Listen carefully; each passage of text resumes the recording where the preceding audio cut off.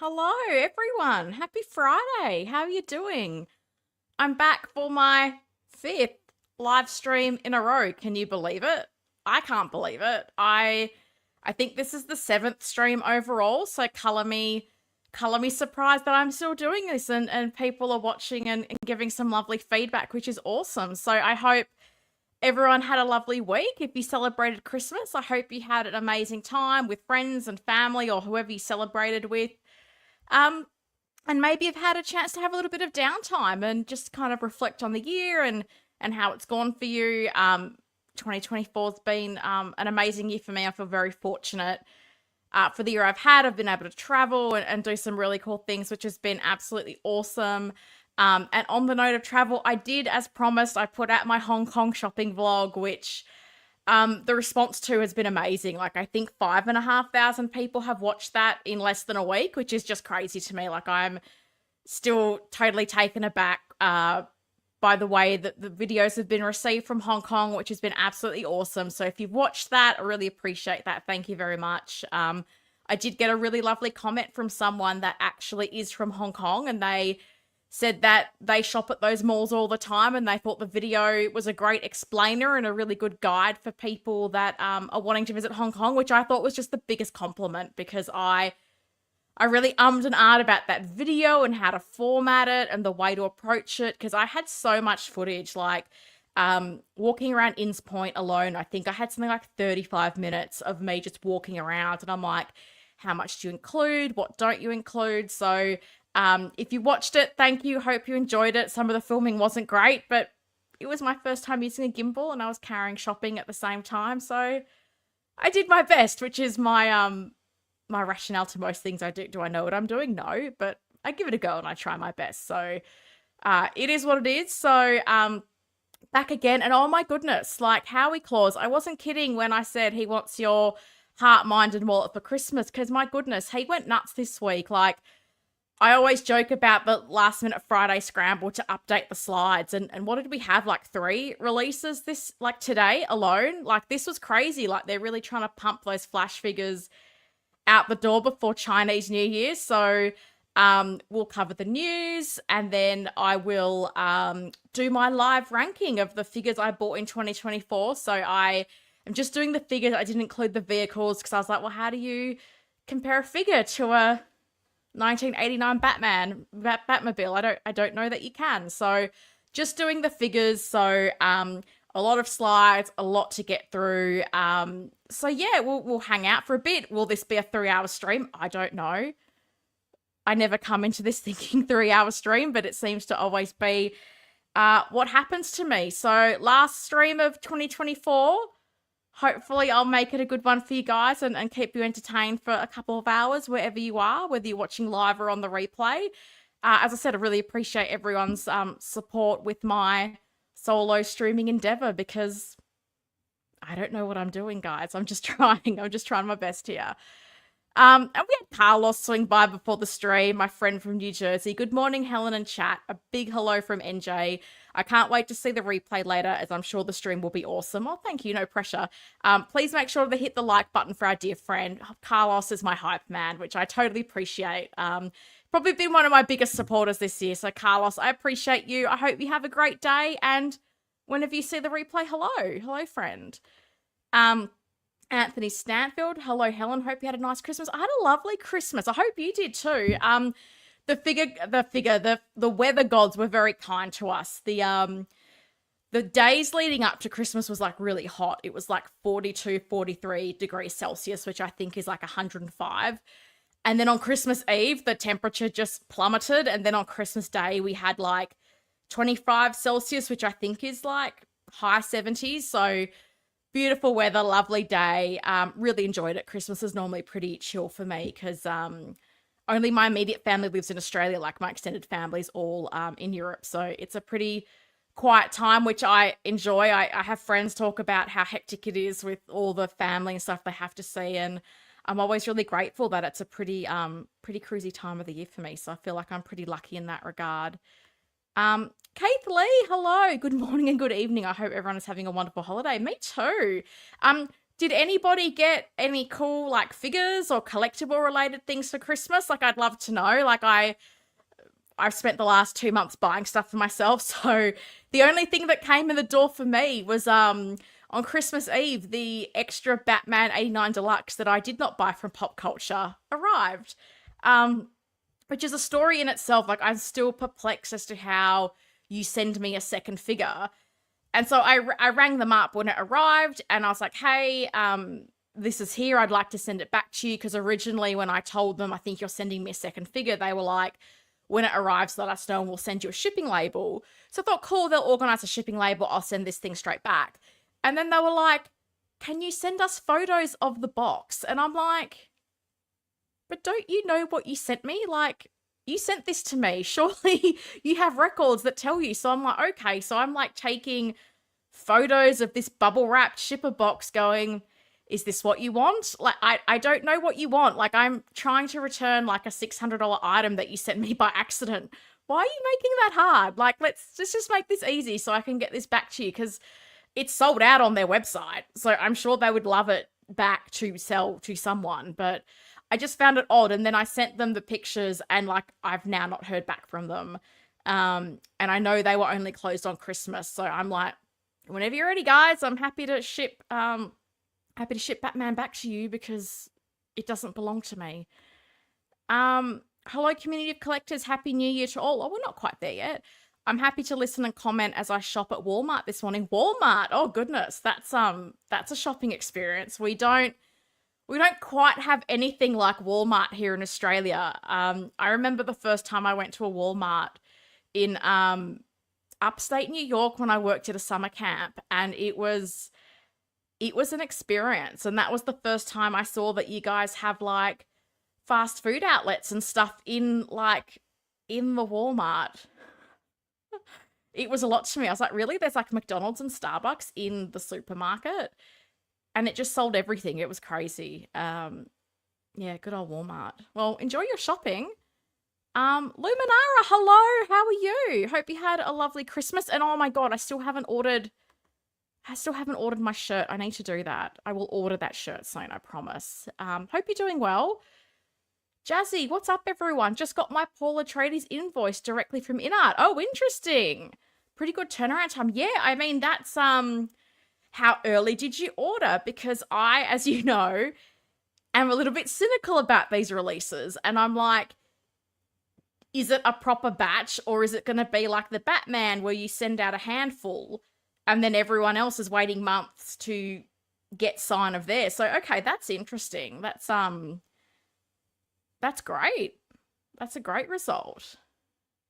King Dingling, hello. Happy holidays all. Happy holidays to you too. Got a bunch of pop culture related for Christmas, but the highlights were the 2-pack Boba Fett and Cosca Reeves. Oh, that's cool. Some nice Star Warsy goodness. It's always nice. Well, if you like Star Wars. Love the shopping video, Helen. Thank you. I don't know if you were here for my intro, but I was saying how it was a real labor to do, because I just had so much footage and I debated different approaches to take. And the response I've had and the feedback I've had has just been so flattering. So yeah, I'm really happy that people are finding it useful and helpful, because I wanted to just provide some general information as well, because I know for me, I was like, I'm going on my own. I speak Greek, which is not helpful there, but I'm mainly speaking English. How's it going to be around there? And it was really easy to get around. It was super accessible. So I thought it was a wonderful place to go for a holiday, and I'd love to go again. Figure shopping aside, so many more things I want to do over there. So I hope people found it useful to watch that video. Happy Friday, everyone. Hey, Gilbert, how you doing? All the way in the Netherlands, which is cool. Pop Culture was probably asking for photos so they could give you a shipping label for the correct measurements. Yeah, but I mean, they sent it to me.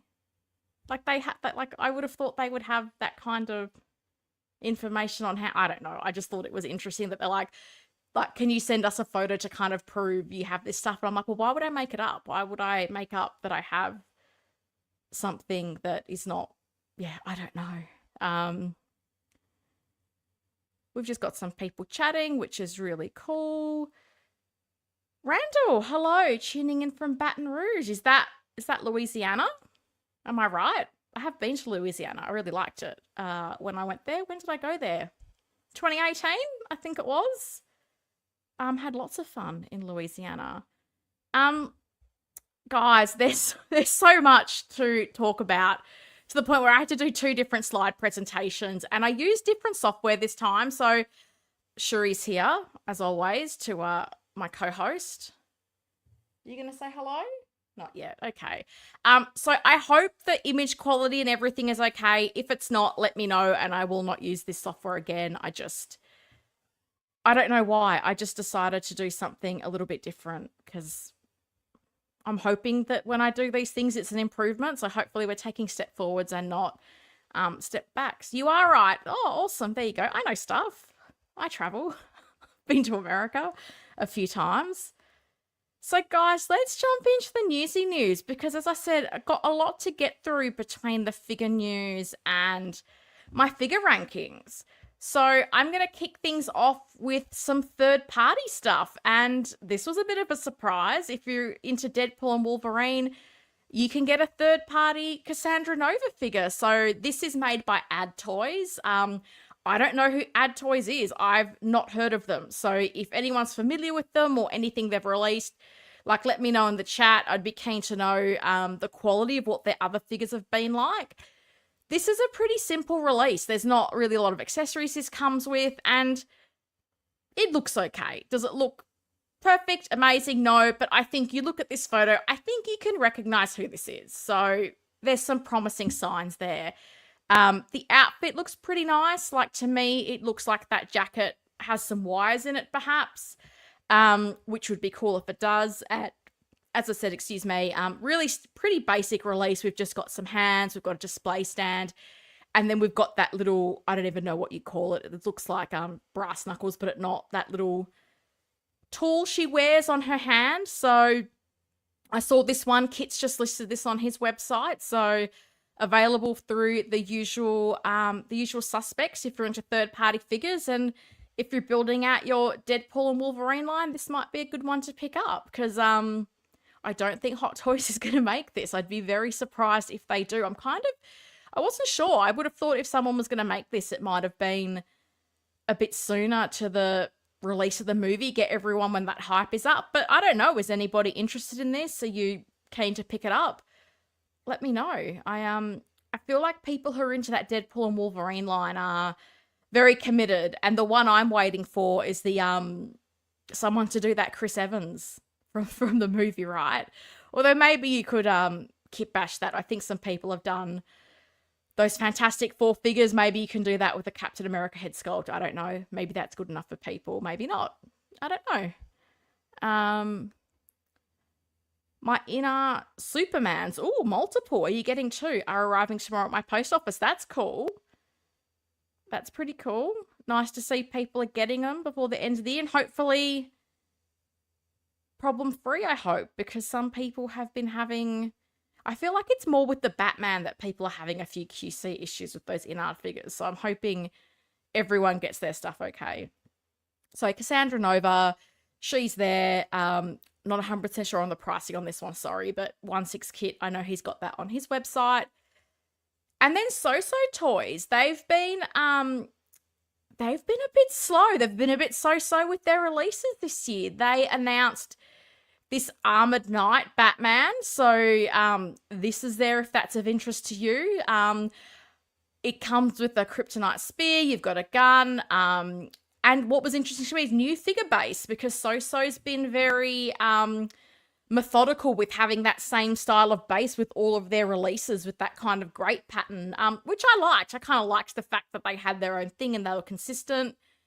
So I'm keen to see, what does this new base look like? Is it going to be a standard base, a bit of a diorama? I'm not entirely sure. So this came out from them, and what I thought was interesting was they said this was going to be their last announcement before they do a bunch of releases. And I know they had mentioned figures like the Flash line.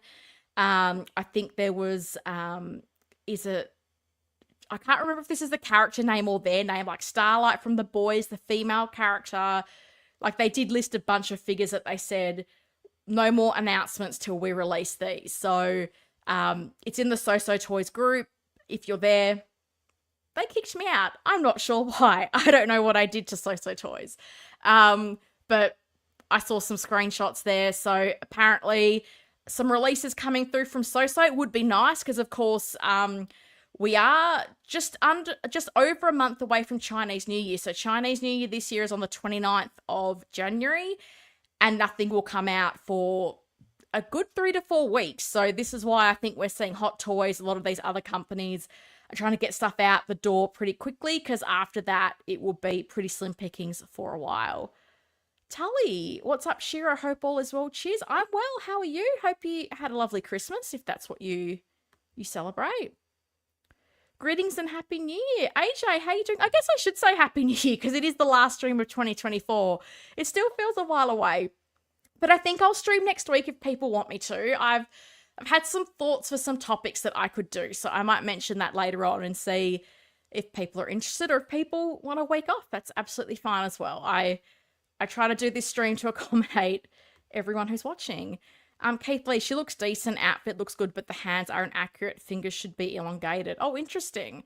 This is sometimes the detail of stuff I don't always notice. But funnily enough, when I watched Batman Returns, because it is the Christmas movie, I found myself counting the stitches between Catwoman's eyes, and I was just like, I'm just never been that person to study the detail. So if you are like, that's cool for me. I just would never think of stuff like that. So I'm waiting on the So Blade. Oh, I think that was another one they said would come out before any other announcements, Bloomy. So hopefully soon, because this was the thing. Like, I feel like So were pretty steady with their releases, and this year I feel like they haven't put out a heck of a lot. If I'm wrong, correct me, because I probably haven't bought much of their recent stuff. But I feel like they've not been as prolific as they used to be. So it'll be interesting to see if 2025 maybe we get a little bit more from them. Finally got my 40th anniversary Vader in today. We'll be unboxing it tomorrow evening. That's cool. That's the one with the like broken helmet sculpt where you can see his face underneath. Is that the one? Am I right? Maybe? I don't know. I don't pretend to know all the Star Wars stuff. And for Lumi, we did get the Blade tease from Hot Toys. So does this one tempt you at all, Luminara, or are you sticking with the So Toys one? So Hot Toys just giving us a reminder that they're all in for this Deadpool and Wolverine line. I still am of the belief that they will make all 4 members of the Resistance. I don't see why they wouldn't. And yeah, teaser of Blade. They've been doing a few teasers, because we also saw that Winter Soldier teaser, but we've had no news of a release, no information on, is it an artisan only? Are we getting a standard release as well? We're a little bit in limbo with that. So I don't know if we're likely to get pre-orders up before Chinese New Year, like hopefully. But it'll be interesting, because I feel like Hot Toys is just going to be really focused on getting releases out, because I'm pretty sure those Flash figures were delayed. So I find it quite interesting that now they're trying to get them out the door as quickly as they can. So it'll be an interesting few weeks, I think.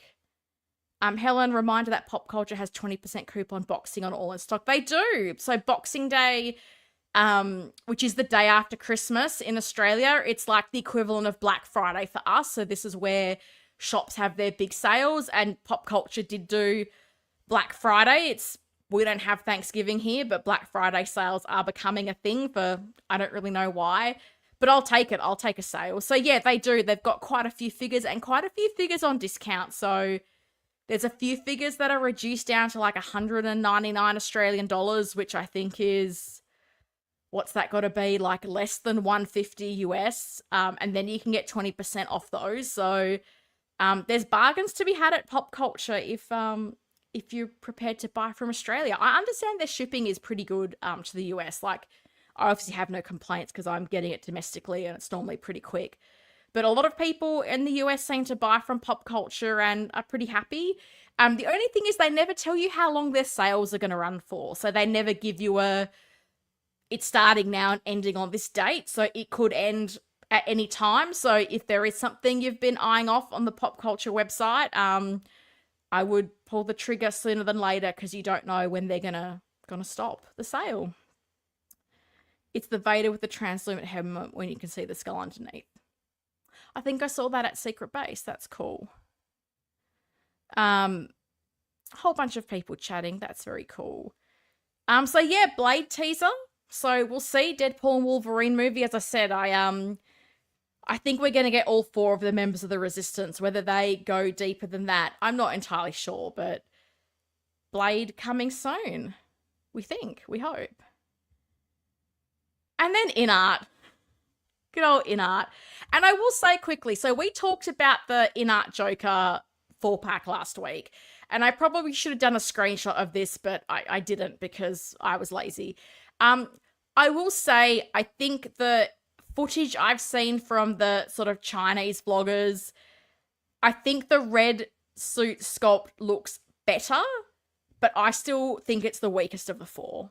I'm still of that view. So I think it's the way they shot it showed a lot more detail, and you could see a bit of the sort of skin between their hair and the face makeup.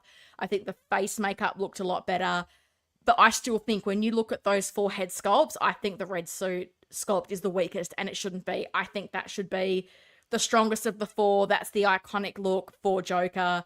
So yeah, better than the InArt videos. I have to say, like, some of the lighting on those InArt official videos wasn't that flattering. So yeah, I think it's better than maybe the first impression, but still, I'm not thinking that's as strong as it should be, given it's a Joker figure. The movie canon morning collectors. Hello, how you doing? Thanks for stopping by. Ash Chase, what up, plastic crackheads? Hello, how are you? Happy Saturday. I'm pretty sure it's Saturday morning where you are now. 2 figures paid off from Kit, female Jedi, and Zombie Ramirez. I think I saw him post about that female Jedi. I'm not sure what Zombie Ramirez is. But that's cool. I also saw some people were having some issues with that Topo Drifter helmet, which is a bit of a bummer. Apparently the sort of front visor bit is a bit flimsy, and the way they've packaged it, it's prone to breaking. So that's a shame, because all the other Topo stuff I've bought is really good, and apparently they're being a bit difficult with not offering replacements, which is a bit of a bummer. So I have to admit, I hadn't ordered that. I was thinking of picking it up, but with the issues people are having, I'm a bit like, oh, I think I'll save my money, thank you. So InArt Ron Weasley. So this was one of the 3 figures that they have released. We are seeing some footage more from Chinese vloggers. We haven't really seen any of the usual suspects on YouTube with reviews as yet. And I think, look, Harry Potter, I liked the movies, I liked the book. They're not figures that I feel like I need to have. This diorama of the common room I think is really impressive. Ron comes with a ton of accessories. It looks like a good figure. So for me, I'm kind of going, I don't feel like there was a real step back with this. So I've also just got some shots of the head sculpt. So on the left, we've got the rooted. On the right, we've got the sculpted. And I'm not the biggest fan of this expression, but I feel like this was what they showed us as a prototype. And I think what they've released looks pretty spot on to what they kind of showed us when we ordered. So I think from that perspective, you have to give them a tick in the box. It looks that, it looks pretty much like that they delivered on what they promised. So that's a good thing. We got some chat. My Topo helmet is coming today, so hopefully it's fine. Oh, let us know, Keith. Fingers crossed. Some people said theirs came okay, but a lot of people had said, like, the sort of visor snapped off, and I was just looking at that going, that's a concern. Like, I feel like there should have been some bubble wrap or something to protect that, because if it's all one molded piece, that could be a bit problematic.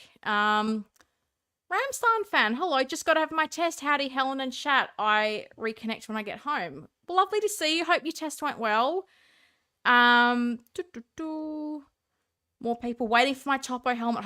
Hopefully not broken. I hope so too, Anthony. I hope it's okay. But I was really surprised to see quite a few people make the comment today. And someone had said that Kit had contacted Topo and kind of inquired about replacements, and they were like, no, we think our packaging is fine. And I'm like, well, if a lot of people are getting it damaged, then I don't think your packaging is fine. I would have thought something like that would have maybe benefited from like some foam around it just to protect it all, like you would for a head sculpt. Anyway, I have Ron coming, just paid invoice too. InArt killing my wallet right now. Okay, wow, okay. That's interesting because we also had someone say they got their invoice for Paul as well. So, okay, maybe it's not just influencers who are getting figures in this first batch. That'll be interesting. I am keen to see how wide of a release this actually is. But also, I'm pretty sure with the Harry Potter line, I'm pretty sure these are the least pre-ordered figures that they have made.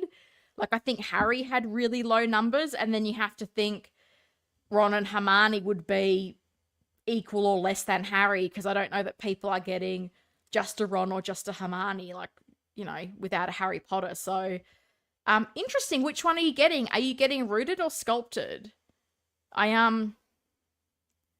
It's funny. I often find in these situations, I prefer the color on the sculpted hair, and I can't explain why, because in theory, I should think the rooted one is better, but here I am.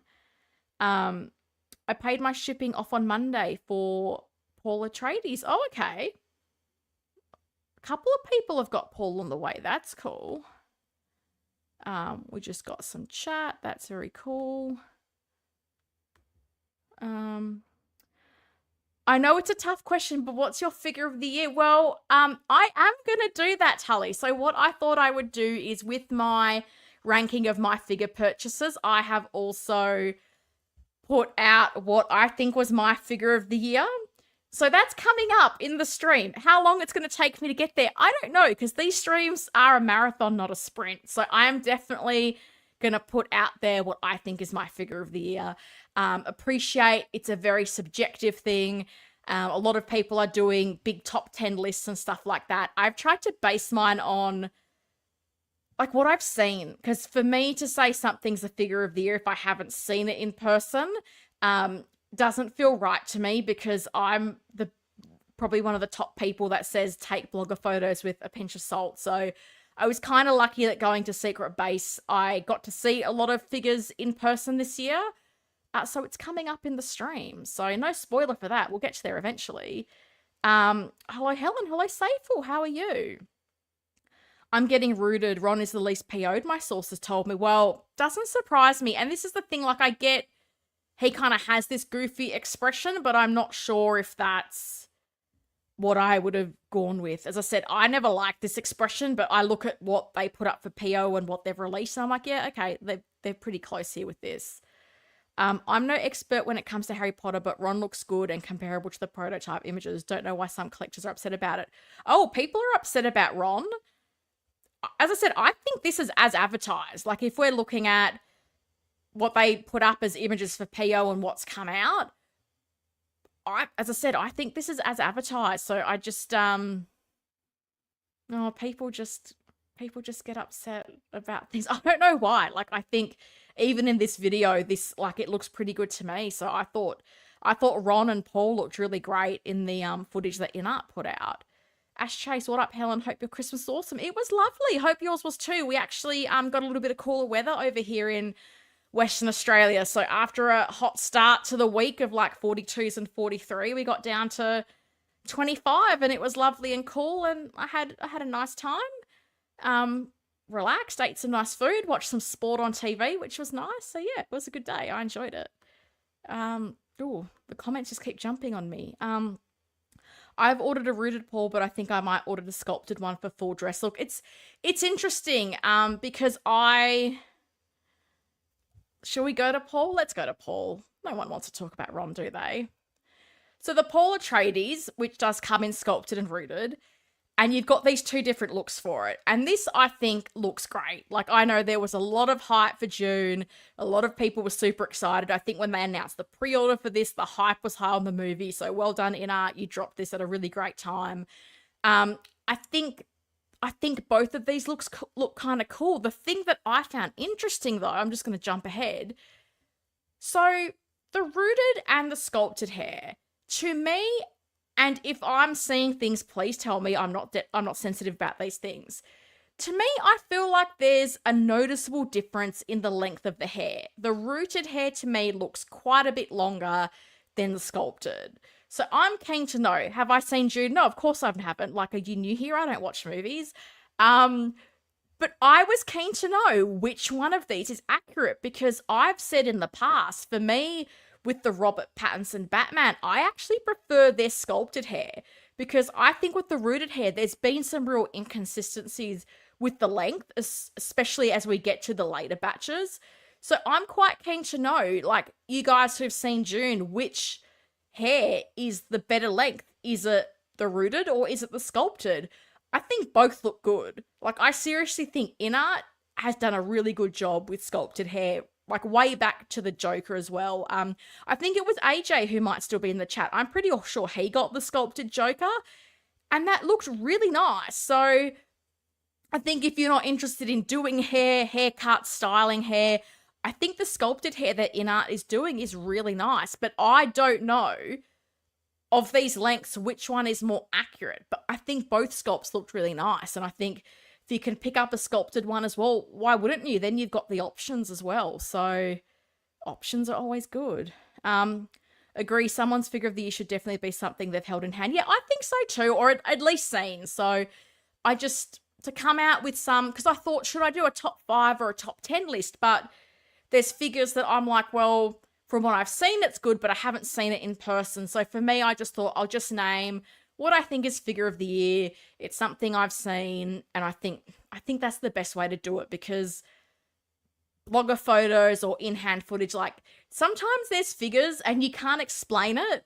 There's my little co-host. Sometimes certain figures just look better in person than what they do through a camera lens. So I don't want to do a disservice for thing, but also, like, I don't want to speak on something I don't know. If I haven't seen it, I don't really see how I can give a opinion and kind of tell you guys it's the best figure if I haven't even seen it in person. Hi, Helen. I'm jumping in for a bit. Hope you had a great Christmas. I'll catch the replay as I have to head out. I'm looking forward to the replay later. Have a great stream. Take care. Dark Knight Archives. Thank you. Appreciate you dropping by to say hello. I had a lovely Christmas, and I hope you did too. Let's see how long this replay is, because we're already half an hour in, because we've already established I'm a talker.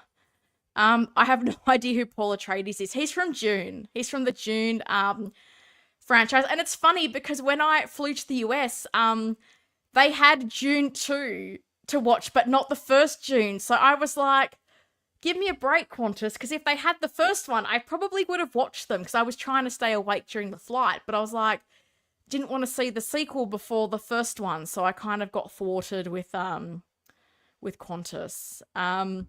Those 42 degrees are one of the reasons why I moved to the UK. Oh, are you originally from Australia, Anthony? I'd be interested to know.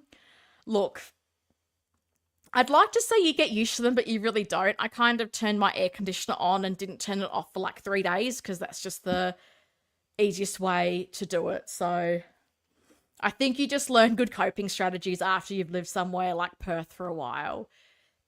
With the rooted hair, it's giving Edward Scissorhands. Oh, interesting. Interesting. I am keen to know, though, which is the more accurate hair length, because it looks like a noticeable difference to me. And it did annoy me that InArt seems to give you more of a front-on solid look at the rooted sculpt, but it was the same for Ron. The sculpted hair, they don't give you that same full-on frontal view. So to get a comparable shot of the two sculpts, like, there wasn't the footage in those videos to do that. So to me, I'm like, one is obviously longer, I think, but I don't know which one is right. AJ, that's correct. I have sculpted Joker. I got that version because I didn't need 2 Jokers. Yeah, it's also a fair play as well. Yeah, length looks different between sculpted and rooted. I think both are solid options, but the rooted looks pretty darn accurate. Oh, okay, interesting. You think the rooted one is closer to what it is. That's cool. Paul will be my first InArt figure. Well, fingers crossed it's a good one for you. Alrighty, so Paul Atreides, that's there. As I said, I'm keen to see when we see these figures start dropping for people. My goodness, it's not even that late and I'm stuttering over my words, so this could This could be a long night, folks. Strap in. So yeah, 3 releases from InArt. This is very interesting. I'm keen to see how long it takes for them to fully release these figures because of their 2024 releases. Is Harry Potter the only one that's fully released? I don't know if any of the others have still fully released. It still feels like it's this slow drip and that people are still only now just getting the Batman figure. So there you go. Originally from Adelaide. Oh, that's cool. That's very cool. And he did the Aussie thing and he went to the UK. Fair enough. I guess it's what we do. They come here, we go there. It's very cool. It's better to have a little too much than too little, in my opinion. You can always snip it off if needed. Look, if you feel confident giving it a haircut, because I've heard lots of people in groups make the comment about giving their Pattinson a haircut, and I would be too nervous because I don't even feel like I can cut a piece of paper. I don't want to be cutting hair, and what am I going to take that to my hairdresser and go, excuse me, can you just, while you're doing my hair, can you just touch up my friend here? I don't know. I just don't feel like I'd just be so scared that I would botch it. So it's not something that, and it's funny because I have wondered, I was like, oh, if InArt did eventually do a Christian Bale Batman that I wanted, would I get it? Would I get sculpted? Would I get rooted? I don't know. I feel a little bit torn between the two options, if I'm completely honest. We shall plug on with the newsy news. Releases. So Venom came out. I believe this is from the video game line, so it looks pretty cool. I don't play these Spider-Man video games, unfortunately. I get super motion sick very easily, so these games, while I love the idea of them, it never ends well for me. So I'll admire the figures lovingly from a distance. I did get to see a lot of the video game line in person at Secret Base, and I think it's cool. You can get some really nice poses out of these. So Venom's out. Looks really good. I know a lot of people love Venom with the white logo on it, so I think this is awesome. I think it looks really good. So not for me, but there's a lot of Spider-Man fans out there, and I'm sure they'll be happy to pick this up. Or not. Venom pass if I can find it cheap. Well, this is what I don't know. Do the video games... Oh, if you can't find it cheap. Fair enough. I think we all have those figures that are must-have and they're nice to have, and the nice-to-haves are the, if I see it for the right price, that's when I'll buy it. So I can totally respect that. I feel the same way about a lot of figures, to be honest. But yeah, it's interesting. Is anybody picking this up? How do you feel about it? As I said, to me, not really being all that familiar with the game, I think this looks cool. You've got, is it tendrils? Is that what they're called? That are kind of coming out of his back and whatnot. You've got the long tongue option, which I know to be Venom characteristics. So it's cool. I'll be honest, I haven't even seen the movies. I debated, but I've just heard such bad things about them that I'm like, do I really want to sit through these movies if the consensus is like they're not that good? This Venom is cool and all, but just too damn big. Oh, okay. I don't feel like it would look right alongside mostly 12-inch figures in my collection. Oh, that's interesting. I wonder how big is it? You know, Tully? It's interesting because I think you're right. Sometimes mixing what you think are scales might look a bit odd, but maybe if you had Spider-Man in a cool sort of, you know, swinging pose, you can make it work. I think I keep saying this, like when I went to Secret Base, but the reason I bring that up is because in their displays, they quite often mixed quarter scale with 6 scale, which is something I don't like to do. So for me, I have my quarter scale figures on their own shelf because I think a lot of the times the way people display them with the 6 scale figures, it looks a bit odd to me. But the way they kind of did it in Secret Base, I thought they made it work. So, but also this is where I'm like, find the good poses, and if they're getting it, like, steal their ideas. This is what I do all the time. I steal their ideas. I think 12 inches of Venom is awesome. It's Hulkbuster size. Okay, so that's pretty big. I'm familiar with Hulkbuster size. Oh, that's interesting. Okay. That's a lot. I mean, particularly if you've got something like a Detolf for a Bladen, that's going to be, you're taking out a shelf to fit that in, right? That's going to be a lot. It's massive. Yeah, well, I didn't know how massive, because that would be, Hulkbuster would almost be like similar to a quarter scale size. That's quite substantial. It makes the MMS Venom look like teenage Venom. Okay, fair enough. There we go. Now I have that perspective. Are you okay? Sure, he's just being a monkey. I'm sure you're all shocked to hear that my co-host is being cheeky over there. So that's Venom. A bit too big for some, and maybe one good to get on discount if you can. 20.8 inches to be exact. Wow, okay. Because She-Hulk, I think, was like 14 something. So that's substantially bigger. I think that might even be a little bit bigger than quarter scale. So there you go. Did not do my research into Venom. Apologies, folks. And then, guys, Darth Allison wants to talk to you about Sabine from Ahsoka. The Ahsoka line is flippin' huge, and I have wondered if this might be something a bit similar to The Flash, where they're just going to start dropping a bunch of figures from the Ahsoka line. Because how big was this? I think it was at least 12 figures. I want to say maybe 14 or 15. So they went really deep into Ahsoka. We got some comments. I'm home. I'll be enjoying the stream now. Well, welcome. Hope you drove safely. I think I'll be here for a while still. My goodness, we're still going through this new slides. 53 centimeters for Venom. Oh, bless you for centimeters. I love centimeters and millimeters. They're my favorite measurements. I try to convert things to inches as best I can, but we live in a metric world. So yes, Sabine's come out, and I remember when this was put up for pre-order, there was quite a bit of enthusiasm for this figure. So I'm keen to know if you're into Star Wars or you're into the Ahsoka line, like how are you feeling about it? Are you still excited for these figures? Have you pre-ordered? Are you waiting to maybe see what happens with the market? Because I know Joao pre-ordered quite a few of these figures, and he was now a bit like, I don't know if that was the right thing. Are they going to hold their value? Are these going to be figures that drop quite a bit in price after release? And I guess that's the gamble you have to take. Like, I personally think if you really want something, you need to kind of play it safe and pre-order it. I don't think there's waiting around and getting everything on discount like there used to be in those COVID days. Like, collecting, it's a bit different now. And I think Hot Toys, we've seen with She-Hulk, I think if something's not a strong pre-order figure, they're just not going to make the units. So I just think if you really want it, you need to just make that commitment. And if the price drops, the price drops. I just think that's where I try to be very mindful with my collecting and what are the things that are important to me or really meaningful to me. And that's the stuff that I have to have. I try not to go too crazy with pre-orders. Britta will be furious if more Ahsoka figures are released. Well, I have to think they are, Anthony, because Hot Toys is just pushing stuff out the door. And as I said, I'm pretty sure this is a big line.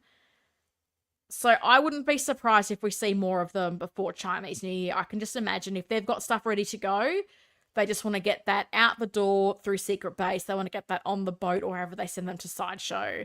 That's how I can picture it being. Hot Toys fully ramped up for production for Chinese New Year. Yeah, I mean, we see it every year. So this shouldn't be a surprise. I think we should all come to expect that they're just going to pump things out. No, Bretta likes Ahsoka. I'm pretty sure he pre-ordered most of the line, to be honest. I think he was all in for Ahsoka. Case in point, Bane. Yeah. So Sabine from Ahsoka. This looks really nice. Like, do I know what this is? No. But I can appreciate the figure. I think it's quite an interesting outfit. You've got some nice vibrant pops of colour. The tailoring looks nice. I don't know if that funky little creature comes with it. I'm assuming it does because it's in the photos. And if it doesn't, why is it in the photos? But it looks cool. To me, as I said, I think it looks nice. And that's the Star Wars portion of this stream done. Let's never talk of it again for this week. And the first of our Flash releases, because of course Hot Toys did come out last week and tell us about the accessory to put to the front. Is it like a battering ram or something? Which we all know when they announce a product update that a release is coming pretty quickly afterwards. So we've got the Batfleck and the Bat Cycle from the Flash movie. I'll be interested to see how this bike goes, because I think vehicles can be a little bit tricky. Like even the Pattinson Bat Cycle, which is a very space-friendly vehicle, like that's sitting on discount at Pop Culture. So even when things can fit in a DTOF, that doesn't always necessarily mean that they move. So this is a look at the bike. I think it looks really nice. Looks good to me. Bit of a different design, which is cool. Different to the Bat Pod, different to the Pattinson as well. I really like it. I think it's a cool vehicle. Oh, people want to talk Star Wars. Why do people want to talk Star Wars? Bretta said he was going to cancel his Ahsoka PO since they were dropping in value already before release. Yeah, I mean, it's interesting to talk to Joao about the market in China because things just fluctuate so much and so quickly. It's definitely fluctuates a lot more than what I think it does here. Helen, I love your Star Wars enthusiasm, right? And I'm just committed to being just as enthusiastic about it in 2025, guys. To get all these Ahsoka figures at retail will cost you $4,000 US, not including tax and shipping. Wow. Which is like $6,500 in Australia.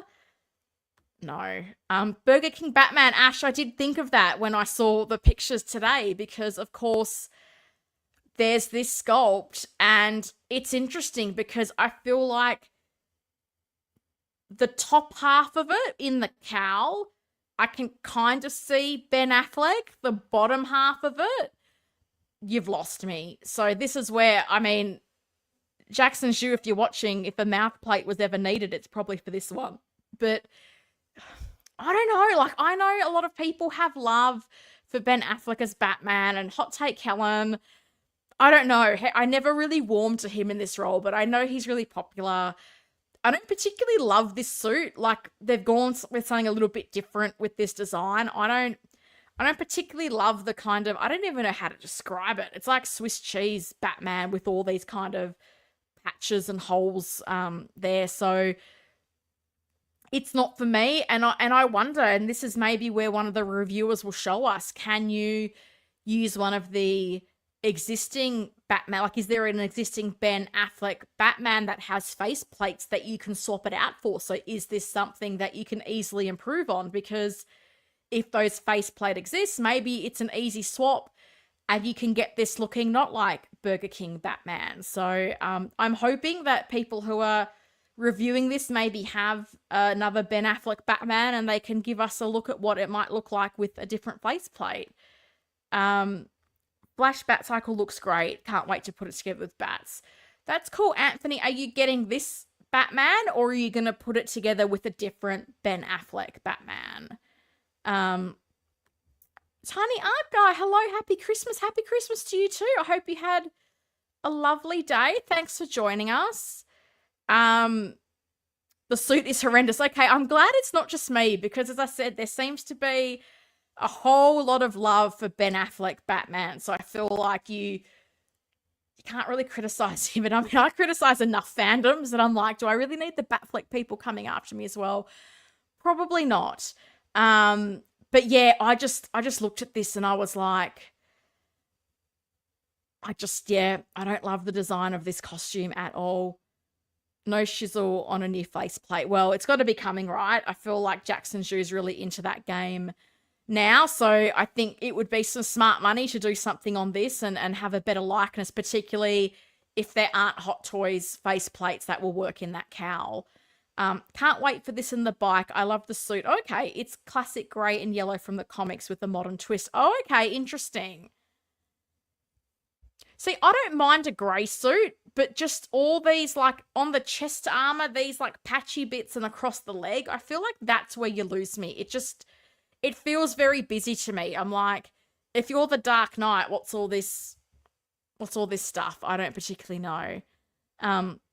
Collectors are more upset about the ugly seam line where the cowl and cape meet. Oh, okay, interesting. Well, I mean, collectors are always kind of upset, aren't they? Like, it's interesting. It's an interesting world we live in. I haven't looked at that scene, so that'll be interesting. That's probably me not having a great deal of interest in this, so I'll try to have a closer look. But I did try to do a lot more of a look at Supergirl and Keaton Batman, so maybe I'll be a little bit more insightful for you all then. To me, it's like the suit they use in the movies, if you know what I mean. I don't know. I'm getting flashbacks, but not sure about those blogger pics. Look, I'm going to talk a bit more about the blogger pics later, but I would, so Figure Hideout, that's his English channel. He has a Chinese language channel that drops reviews very quick to the point where he has his Chinese language Supergirl and Keaton Batman reviews already live. So I would keep an eye out on his Chinese channel. There's also Azuki Toys on Instagram and YouTube, MRC. Like, I'm sure you'll get some in-hand footage very quickly from someone, because this is what I've found with the Keaton Batman, like the blogger photos versus what I've seen with some of this in-hand videos. It's a bit crazy. Grey and blue, I mean. Okay. No, I like a grey and blue Batman. I think it's cool. I just, as I say, I just think this looks very busy. I think if it didn't have all these extra bits, it would have, I don't know, I think it might be a little bit more visual appealing, to me. We stay upset. Yeah, we do. We really do. We like to be upset. I've ordered Supergirl and Modern Bats because they can be enjoyed without the Flash movie connection. Yeah, I think so too. And it's interesting because I had been asked, are you getting the modern suit Batman? I was like, no, I don't think so. But looking at the suit now, I'm like, I'm kind of tempted. And there was a part of me, because I'm getting the Batman Returns Deluxe, I was going, I could put the Michael Keaton head sculpt from the Returns on the modern suit and have it as a different spin on Bruce Wayne from the movie. So now I'm kind of going, oh, mate, because I'm just in this bad habit of buying stuff. Like I was looking at like the Imposter Joker, and someone did this awesome, they painted the black tumbler to match the Imposter Joker. I think the guy's name was Ivan Valdez on Facebook, and it looked incredible. And I'm like, could I get someone to paint a tumbler for me? Could I do this? And I'm like, oh, stop buying so bloody much. I don't mind the dirt bike tactical inspired suit. Fair enough. Suit's atrocious. Okay, so I think we can say it's a mixed bag on the suit. You love it or you hate it. Yes, Ivan. Cool. I'm glad I got his name right, because that tumbler looked insanely good. He did it himself, and I honestly was like, are you a customizer? Is this what you do? This looks absolutely incredible. It was such a good looking combo with the Imposter Joker.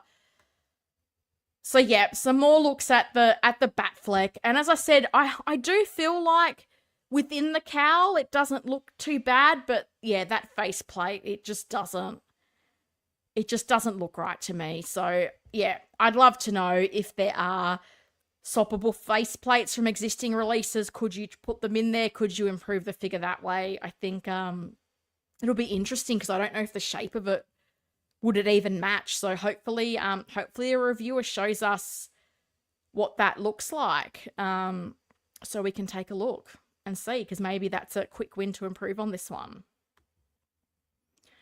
Supergirl, my goodness. So this was one we was also keen to see, right? Did they update the head sculpt? How is this going to look? And I think we can see what we saw at that convention where we saw some updates to the head sculpt. I think that's what they've done. I think it looks a lot better than what we saw when up for pre-order in those original photos. It's an improvement. And I have to say, I'm genuinely surprised with some of these more recent figures like Ant-Man and Supergirl, that Hot Toys has gone back and refined them. So I think that's only a good thing for us, that they're actually willing to go in and make some adjustments, particularly for things like this, where I don't know how big the pre-orders would be. I know when I've been on streams, there seems to be quite a bit of interest in this character. So I don't know, will it be big production numbers? Will it be small production numbers? That will be quite an interesting thing to see from this Flash movie. So I think this head sculpt is an improvement on what we saw. And I did watch Figure Hideout's footage on his Chinese YouTube channel, and I thought the figure looked really nice. I think the other thing which is quite interesting is that they've also made some adjustments to this suit. So I think we see, like, within the Superman logo, I think that gold is a lot more vibrant. And also you'll see around her waist, that kind of blue lining, it is now sitting a lot higher, because before, if you look at the prototype images, it sat very low at her hip, whereas now it comes up higher around her waist. And that may not sound like a big thing, but when you put the photos side by side, I think it does create a bit more of a feminine look to the body. I think the one thing that is interesting, though, is that in those original photos, you seemed to have a bit more of like what looked like some defined abs in it, which I don't think you have in this one. So that's quite interesting that they did make that change. So we've seen a few changes to this. Is it perfect? No. Do I think it's better? Yes. But this is where I think it's really interesting to see the in-hand stuff, because I don't want to trash on bloggers. So I think this is a fact. I don't think this is me being a hater. Sometimes the lighting on the head sculpts is not great, and I'll show you that with the Keaton Batman coming up. So sometimes they make sculpts look a certain way, and then everybody gets, oh my god, this is a train wreck. And then when people actually get it in hand, they're like, oh, this is not too bad. So I will always reserve my judgment to seeing more in-hand footage. But what I've seen so far, I think it looks good, and I think they have definitely improved on it from what we originally saw. I still see Tom Holland. Well, that's going to be some people. I really liked her as Supergirl. Me too. I liked Sasha Calle. I thought she did a good job in a very limited amount of screen time. But I'm also an Aussie, so I'm very intrigued to see how Millie Alcock goes. She was young Rhaenyra Targaryen in House of the Dragon, and she's been cast as Supergirl in James Gunn's reboot. So bummed they didn't keep her. Yeah, I was too. I thought she did well, and maybe I can say this now. I was so convinced, and I don't know why, because when they kept editing the Flash movie, I thought maybe they would change the ending so Ezra wasn't the Flash anymore, and that this Flashpoint event would have been the reboot of the DCU. So maybe a new actor is there as the Flash, and then it carries forward with that new actor and the different parts we had in place in the movie. But that's not what they did. So I'm not a movie executive. What do I know? But I just would have thought that would have been a way to kind of kickstart the new world, send Ezra off into the sunset to do whatever the heck he wants to do, and just start afresh. So it's a bummer, but as I said, I'm quite excited to see what Millie Alcock does in the role. I think looks-wise, she probably is a little bit more of a conventional Supergirl, but I did like this take on it as well. So I think I'm probably a little bit like Moose Dream, where if I can get this at the right price, maybe. I'm quite tempted by it now. At the start, I was like, oh, I'm interested, but I don't like the look of this. But I think they have improved on it quite a bit, which is a good thing. I finally got my pre-order in at Sideshow for her. Thought I had pre-ordered her before. Oh, cool. Nothing against this movie version. Supergirl I grew up with had long blonde hair.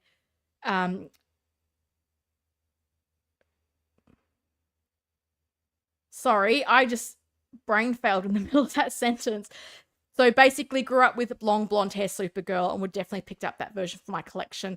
Look, I hear you. And this is, I guess, part of the reason why I didn't pre-order this, because I was like, if the James Gunn universe does well, we've got Millie Alcock. She's probably more of a conventional looking Supergirl. Are we going to get that figure?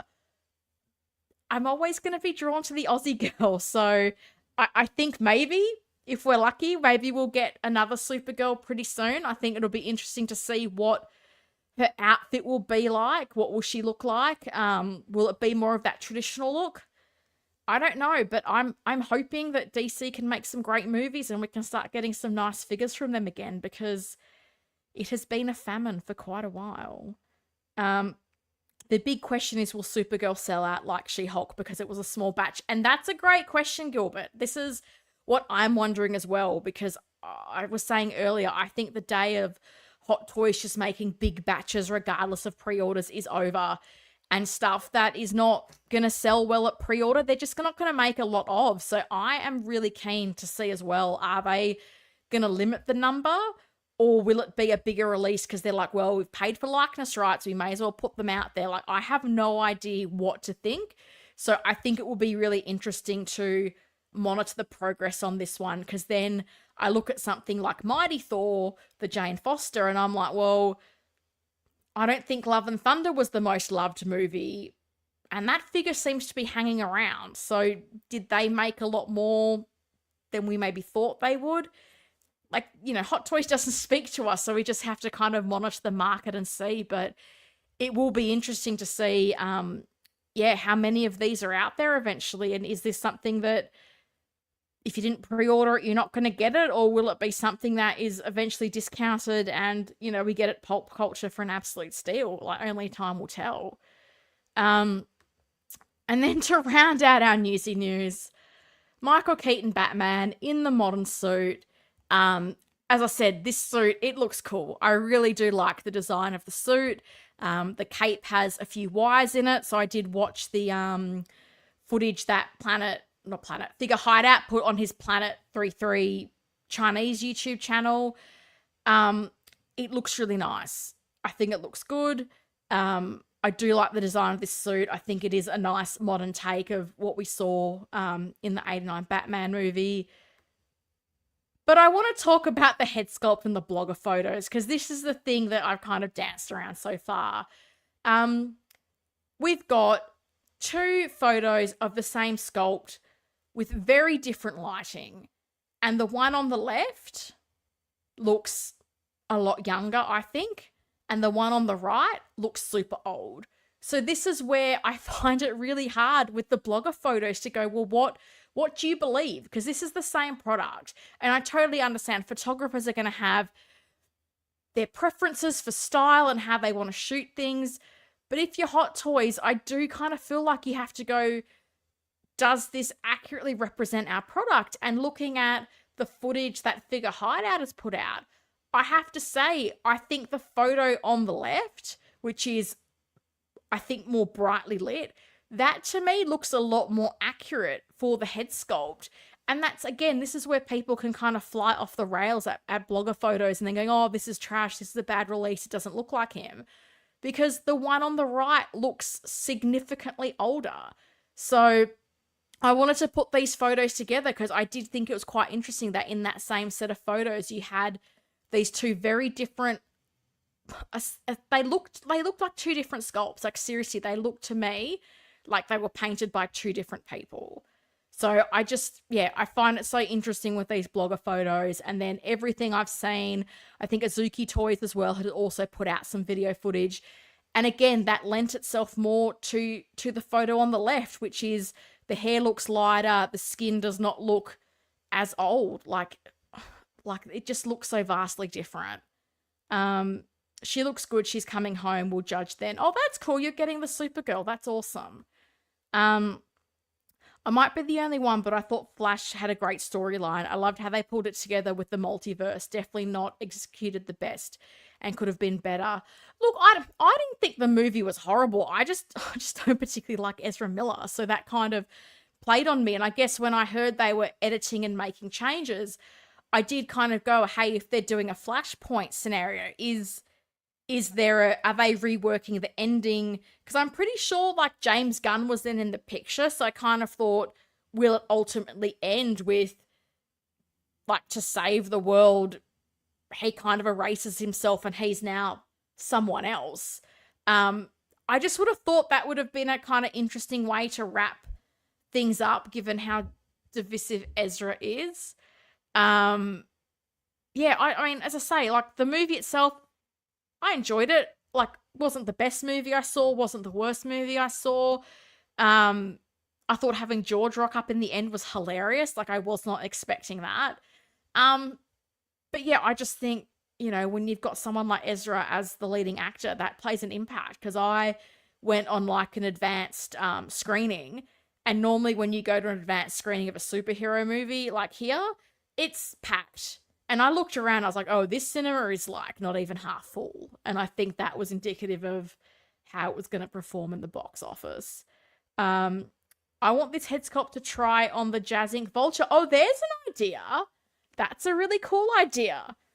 I still think it would be cool to try to put the new Batman Returns sculpt when that comes out on this. I think that would be interesting to see. Finally, old Keaton Bats. I can't wait. Yeah, there's a few people excited for this one, which is cool. The hair also looks a bit darker on the sculpt on the right. It does, and this is the thing. It looks like the same sculpt painted by two different people. And that's where I'm like, this is why I say the blogger photos, I don't know how much stock to put in them at times. And I think it would be great if other people could be the same, because people see some of these photos and they fly off the handles, and then it's a storm in the teacup because the figure in the end is actually fine. So,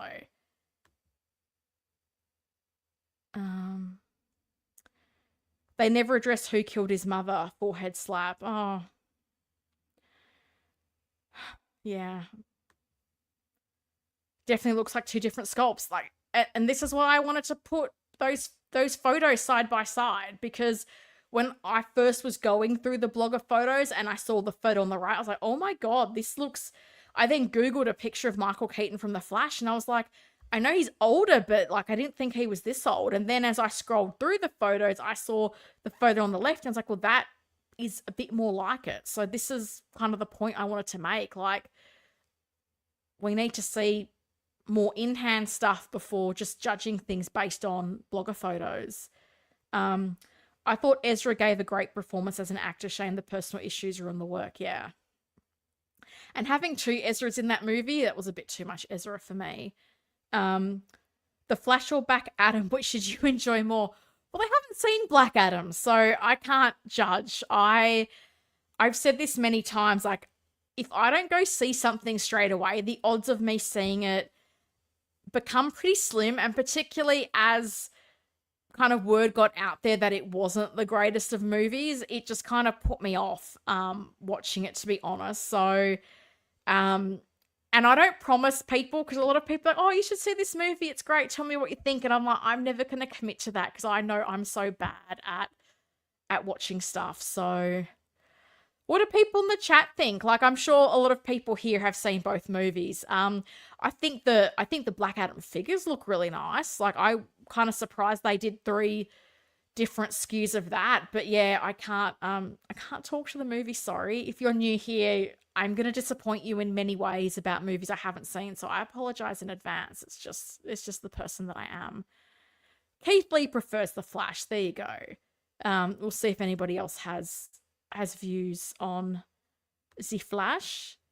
And then this is another look at the suit. And as I said, I really like the aesthetic of this suit. Do I think it's going to be incredibly poseable without damage? Not really, because you look at that middle photo, you can kind of see a bit of bunching around the legs. But I do kind of treat some of these Batman statues figures a bit more like a statue, because I think that sometimes they look great just standing there. So this is a cool option, and I guess it's a bit like Supergirl. Like, is this going to be a big release?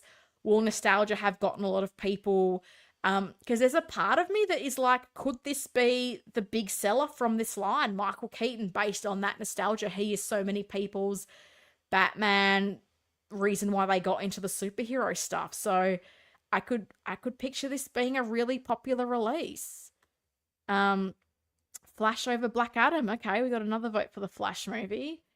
Only need one Batman Keaton, and that's Returns. Yeah, that's fair enough. I rewatched that movie on Christmas Eve, and it just got me really hyped for that figure. And it's funny because I was trying to notice all the things.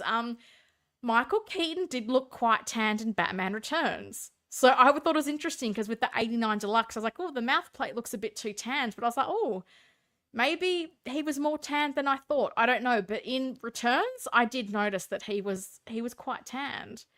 Um, he's coming home. Well, Star Crasher, you're getting the whole Flash line because you're getting Supergirl too. So let us know what you're picking up. I'm going to have a quick water break because I've already been going for an hour and 10 minutes, which is crazy. This is going to be another long one, folks.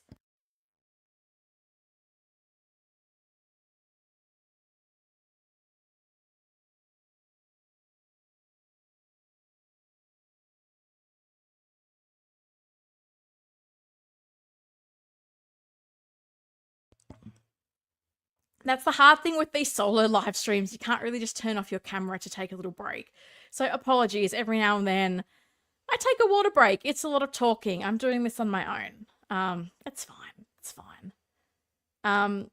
I saw Batman Returns yesterday and I saw a water plane in the tunnel. It's not the same like the Batwing, so maybe Hot Toys will make that. Also, funny you say that, Gilbert, because when I was rewatching, the Bat Missile is literally like in one scene.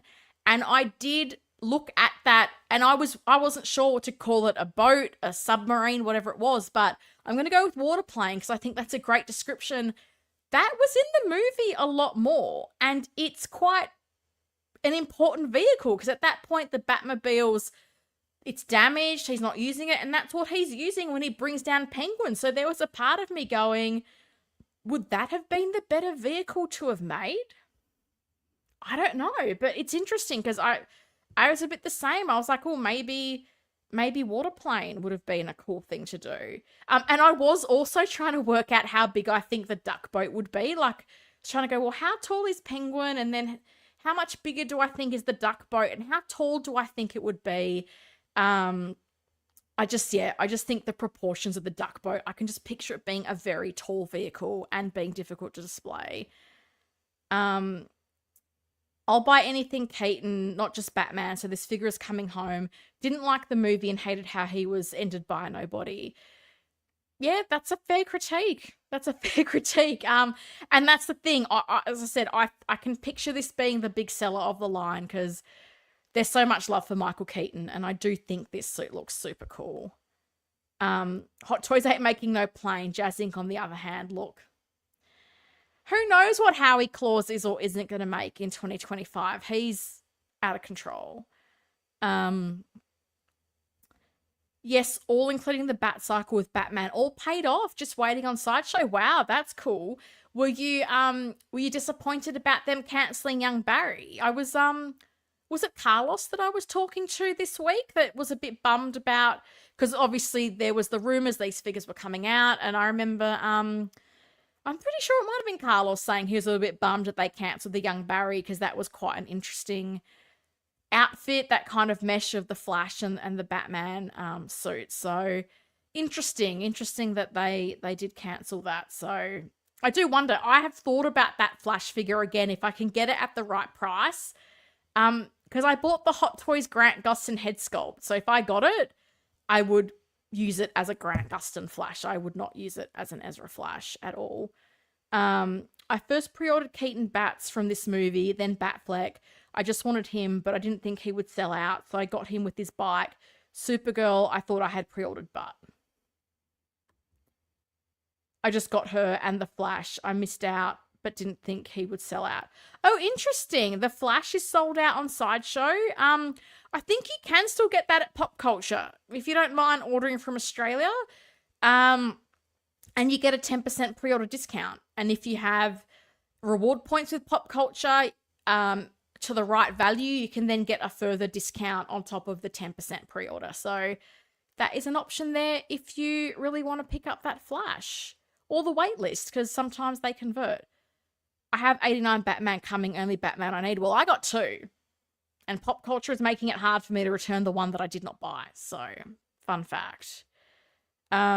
Received my invoice from Queen InArt for Paul delivery within 2 weeks. Wow, okay.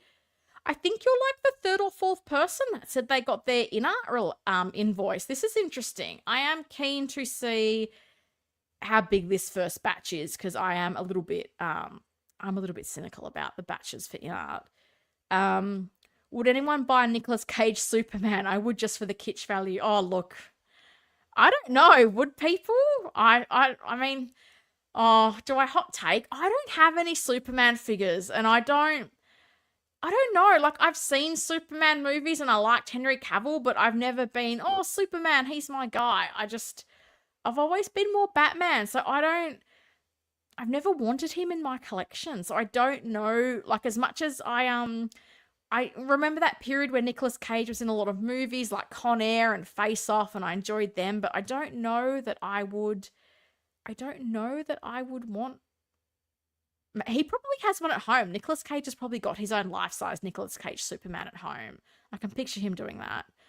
I think Hot Toys got burned by announcing Marvel, Star Wars, and DC figures from movies that perform poorly, which is why they're opting to make or reissue figures from older movies. Yeah, I think you might be right, Keith. And this is the thing. In this year where we didn't have a lot of new content, I think we kind of went, well, what are they going to do? They're going to go to the well and they're going to revisit some older stuff because, not just Keaton Batman, but things we've seen like Terminator, Jack Sparrow, Indiana Jones. There's so many older IPs that people still have a strong love for. So I think it was a smart move by them. Thanks for the heads up. I'll check them out. Would you mind typing in the site, please? Let me... Because they spell pop culture funny.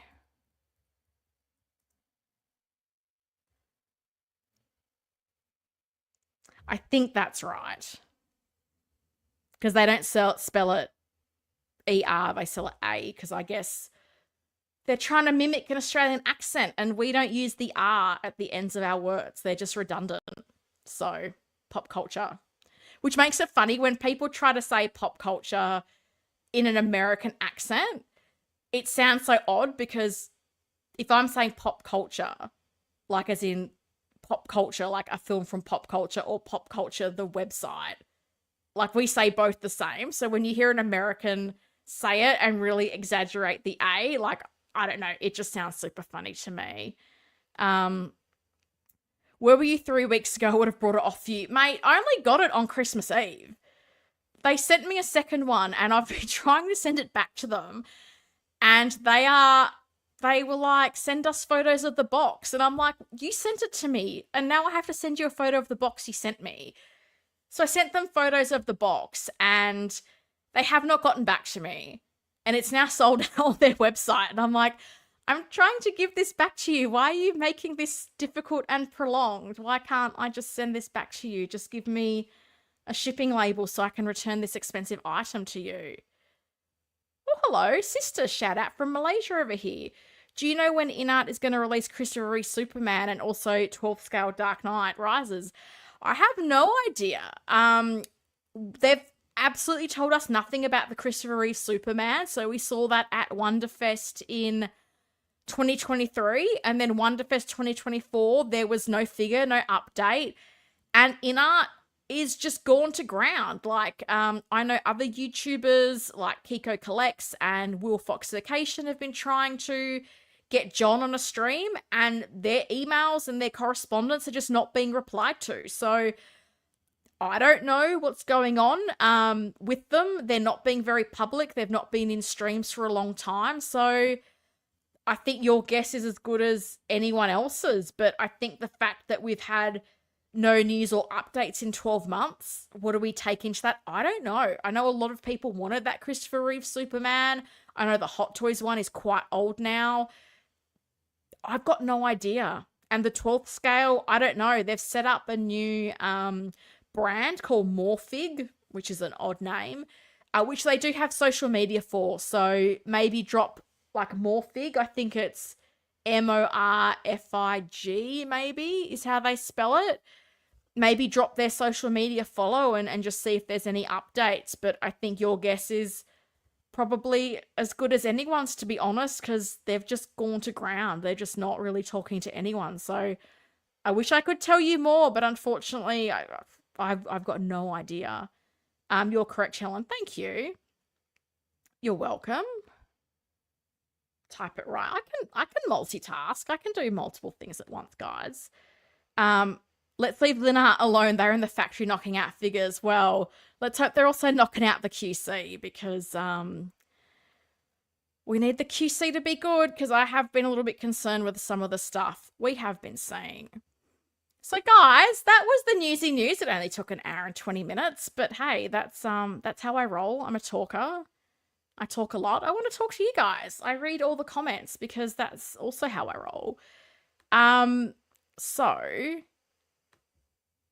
let me get my next slide deck up. But I'm keen to know, did those images all look okay? Because as I said, I used a different software package for the slides and the file was gigantic and then I had to split things up, but I was going, is it better? Is it worse? Have you noticed absolutely no difference? Because the other software I used was just a little bit easier. So let me know. I'm going to take a quick water break and then I'm going to rank my 2024 figure purchases, which I appreciate. Some of these came out prior to 2024, but I bought them in 2024, so I'm going to rank them in 2024. So 2 ticks, water, and then we're going to jump straight into this.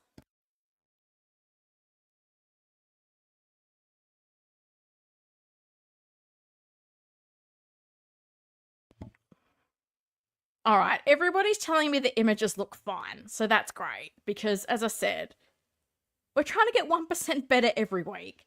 So in theory, I should be 7% better from when I first started doing these live streams. So it is what it is. Oh, back. Sister, brother, I'm keen to know your opinion on the difference between J&D's Armory and Hot Toys 2.0. Look, it's been a while since I've looked at J&D's Armory very closely. I have the Hot Toys one, the original. I really like it. J&D is at a price point that I don't particularly like.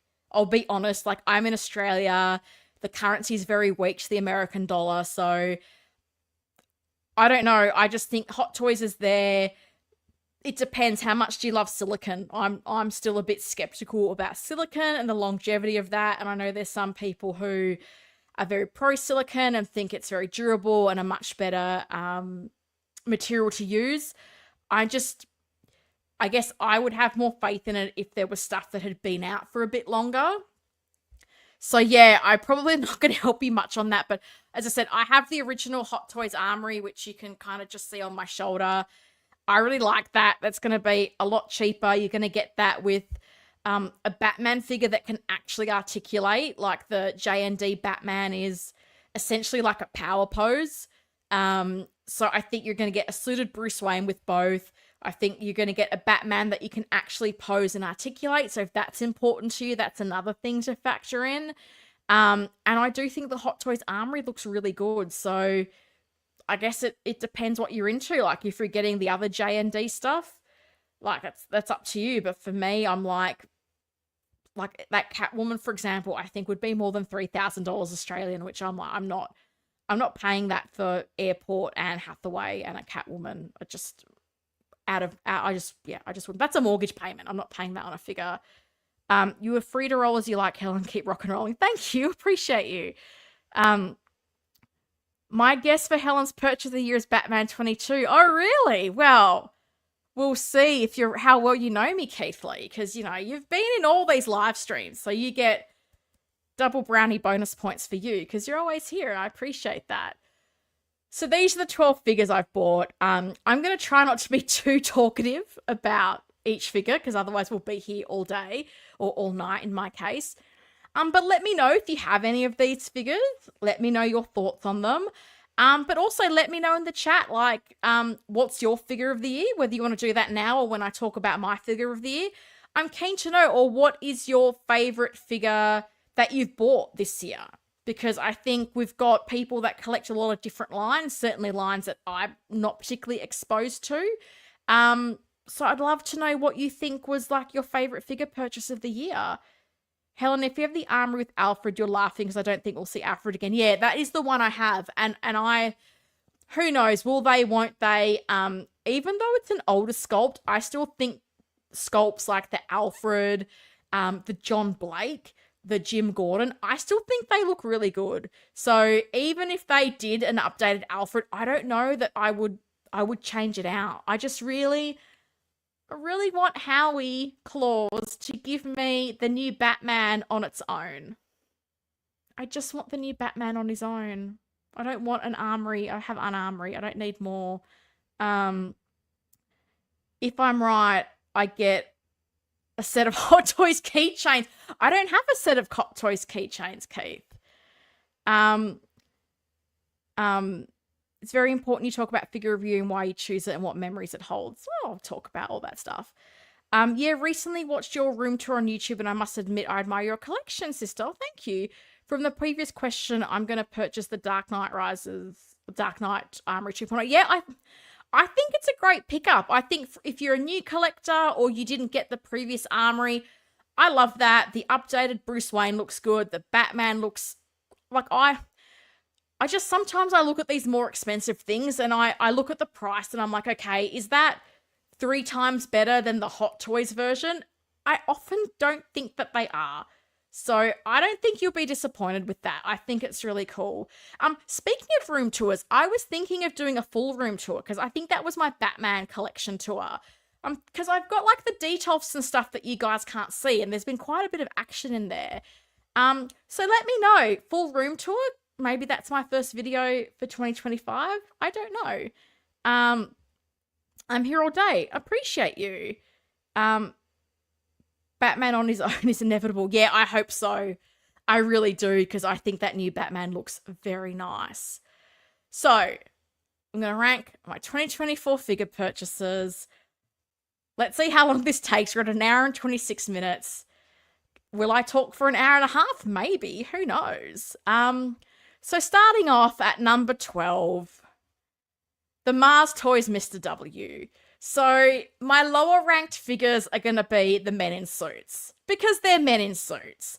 Does that mean this is not a great figure? No, I think this figure is done really well. I know when this was announced, I was a little bit skeptical about the head sculpt. I thought it looked more like Alexander Knox. But when I got it in hand, I think it has a nice likeness to Michael Keaton. I think the suit is tailored really nicely. Probably a little bit low on accessories. There's not a lot he comes with, but still a good release. So I feel very fortunate that of everything I bought this year, there's nothing that I bought and went, oh my God, this is a train wreck. I need to sell it. So even though it's number 12, I still like it. I think it's a lovely figure. It's a great compliment to a Returns or an 89 Batman. Something's going to be the lowest ranked. And as I said, the men in suits are the ones that came in a little bit lower ranked. So Mars Toys Mr. W was an unexpected purchase, but I do like it. It's sitting up there. And in number 11, I've tried to go for the proper names. Old Housekeeper, what a name. So number 11 is the Mars Toys Old Housekeeper. Having just rewatched Batman Returns, like this head sculpt is fantastic. Like they have done such a great job recreating Michael Goff's likeness.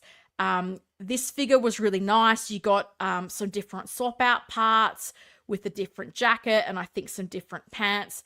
There were a lot of accessories to this, which is probably why I put it above the Mr. W. How much use you're going to get out of them, I don't know. Like, I don't know that I need the Brontosaurus style nuggets, size nuggets, and the tray and things like that. For me, they're not accessories that I'm going to use because I'll be honest, I don't want that to fall. And then there's little food things I'm trying to find around the place. So I am pretty selective about the accessories that I display. But I love Alfred. I think he looks really great with the Mr. W. They're a great pair. So if you do want Bruce and Alfred, if you can find this, pick it up. And even the apron is very cool look. So I do love Alfred. I got mine through 1/6 Kit. So I also got the pre-order bonus of the bowler hat.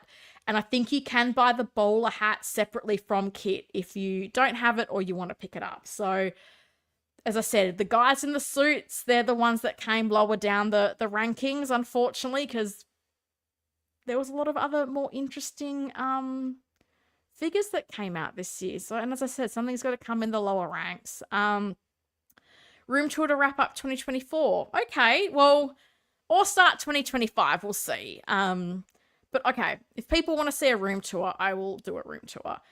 Mr. W I have, it's fine. It's a recast of the Hot Toys, at least for the head sculpt. Yeah, I mean, Mars Toys has had that reputation. I'm pretty sure the Ra's al Ghul is the resculpt of, I think it's J Nix, who's a makes custom head sculpts, because that looks very similar to that, and it is a very good sculpt. But I'm pretty sure that was a recast as well. So, yeah, I never like when it's a resculpt. Doesn't sit well with me. So glad they finally made this Alfred. They definitely knocked it out of the park with him. 100%. It was a really good release. I love my housekeeper. Got to bounce, going to work. Have a great and safe New Year's, everyone. Cheers. Thanks for dropping by, Jazzy. Happy New Year to you too. Hope you have a great end to 2024 and a lovely start to 2025. I gave my bowler hat to She-Hulk. Really? What is she doing with the bowler hat? I can't remember. Was there a bowler hat in She-Hulk? Is my memory that bad? I don't know. We'll keep marching on. So at number 10, rounding out the guys in suits, the Hot Toys Two-Face 2.0. And I know this is an older figure. Like, it was a 2019 Toy Fair exclusive, which I think came out the following year. But I bought this at Rebel Base for $100 US, which I thought was an absolute steal. So I think it was a really great upgrade on the original, which I do have. I need to swap them out in my display.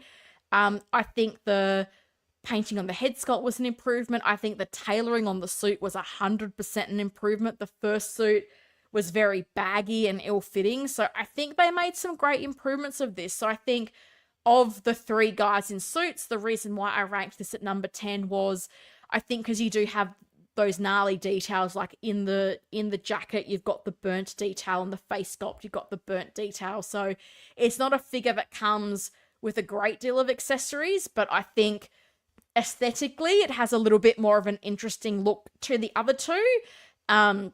So I put this in at number 10. And as I said, I know it's an older figure, but it's new to me. So hence why it's in my 2024 ranking. I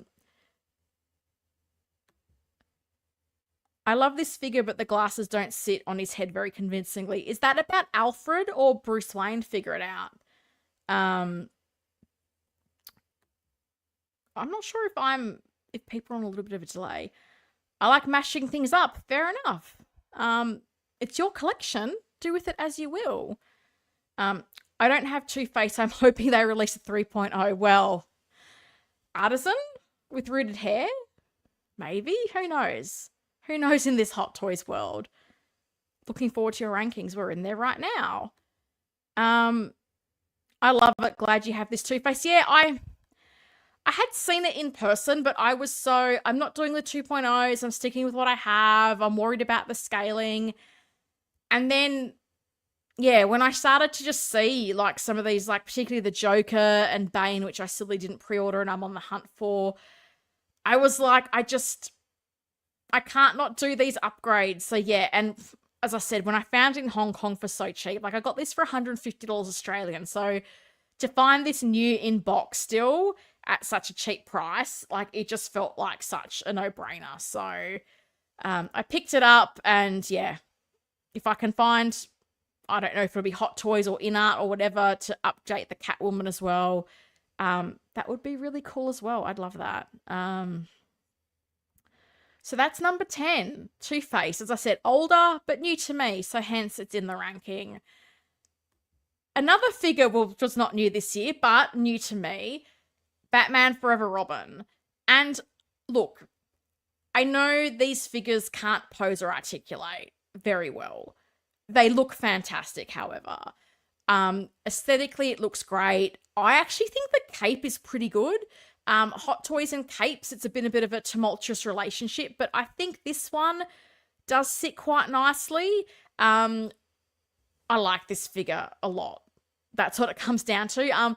The reason I probably had it a little bit lower was that it literally comes with, like, no accessories. Like, it comes with a display base and it comes with some hands. Like, that's all it comes with. It comes with nothing else. So the aesthetic of the figure does the heavy lifting. I think there's a likeness there to Chris O'Donnell. I think it looks really good. And I got it for an absolute steal. So what was not to like about this? Throbbin, yes, as he is known, Throbbin. That is his unofficial name. Hello, Helen. I found you streaming live. I'm going to have to start from the beginning when you're done with the live stream. Well, welcome, and that would be great. And if Carlos was here, he would say, guys, like, drop our friend Helen a like. It's free. It's Christmas, or it was just Christmas. Why not, in the spirit of Festivus, drop a like? I'm trying to get better at doing that. I don't generally spruik the like, share, comment. I don't know. I'm like, if you want to do it, you do it. Hey, Helen. Hello, Danny. How you doing? Nice to see you again. I hope you had a lovely Christmas. I'm just doing my figure ranking. So I'm at, what am I at? I'm at number 9. So it's going at a decent pace, which is not like me. So number 9, Hot Toys Robin. And you guys, you're not going to be shocked because number 8 is the 1995 Batman. And I have similar feedback about this to the Robin figure. Like, yes, aesthetically it looks great. Is it posable? No. I ranked this one a little bit higher because I thought it had a little bit more to it as far as accessories, but I think the figures are pretty comparable for their quality. Like, do I think one is amazingly better than the other? No, I think they're both just good releases. Like Robin, I think the cape on this one is pretty decent. I don't have a problem with mine. I think it sits pretty nicely. I'm not sitting here going, oh my God, can someone please make a new cape for this? So I think as a Batman figure, if you don't have to replace a cape, that's totally a win. So yeah, again, this is one I picked up on sale at Pulp Culture. It's still on sale. You can get it with 20% off the sale price at the moment if you're wanting to add this to your collection. So this is a great figure. As I said, wasn't one I was originally intending to get, but I'm happy I have it now. So that is my number 8. I got my Batman Forever Batman and Robin during Spooktacular sale on Sideshow in 23. Cool. When did I get mine? I got them in June this year. Is your Batman Forever sticky? Mine is, for whatever reason, the texture of the suit is icky. It's funny you say that because Joao said that to me. And I wonder, Danny, is it humid where you are? Because I wasn't sure if that might be a weather thing or not, because I have been trying to keep an eye on mine, and I don't think it is sticky. But I know Joao had that problem, and I'm pretty sure he had these and sold them because he was worried the suits would fall apart. So let me know, is it humid where you are? What is the temperature like there? Because I did wonder, because I know Joao has said humidity can be a real issue in China. So I wasn't sure if that was a climate-related issue or something else, because mine have been okay. Or if anyone else has had that problem, let us know in the chat. Is it just the humid places, or is it other places as well? Hello, everyone. Hello. Shao, is that right? Is that how I say your name? If it's not, please tell me. I'd love to pronounce your name correctly. Tennessee is very humid, probably that. Oh, there you go. Yeah, as I said, Joao, similar problems, and I know humidity can be a real issue in China, so that might be it. Your Batman is icky, you say. I blame Throbbin. Oh, goodness. Oh, goodness.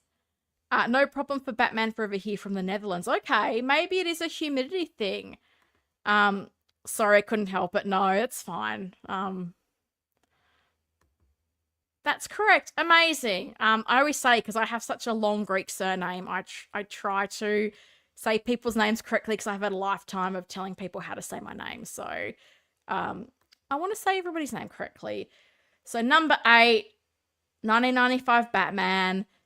Watch out if you're in your humid climate, because yeah, you're not the first person to tell me about that, Danny. So fingers crossed it holds out. But do you have like a dehumidifier or something like that in your room? Because I know some people do, some people just don't, and they say, well, it lasts for as long as it lasts. I'm kind of lucky that it's quite dry where I live, so I haven't had to tackle those kind of issues.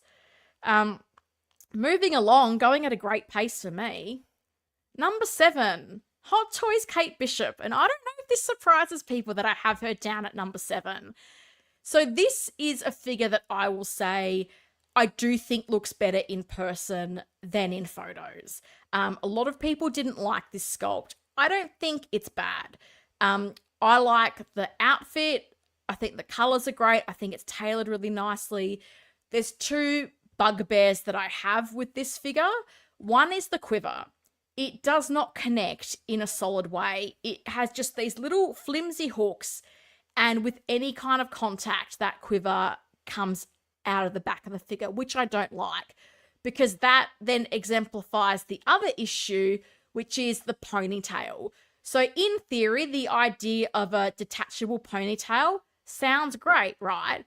But not when the ponytail has to then sit above the quiver, and the quiver is delicate to any kind of movement. So I find that the quiver's hard to put in place, and then you've got to have the ponytail at some kind of funky angle, use your words, Jemima, to then sit well. So the ponytail will be kind of funky, and then the quiver's there, and I just wonder if there was a better way to do that.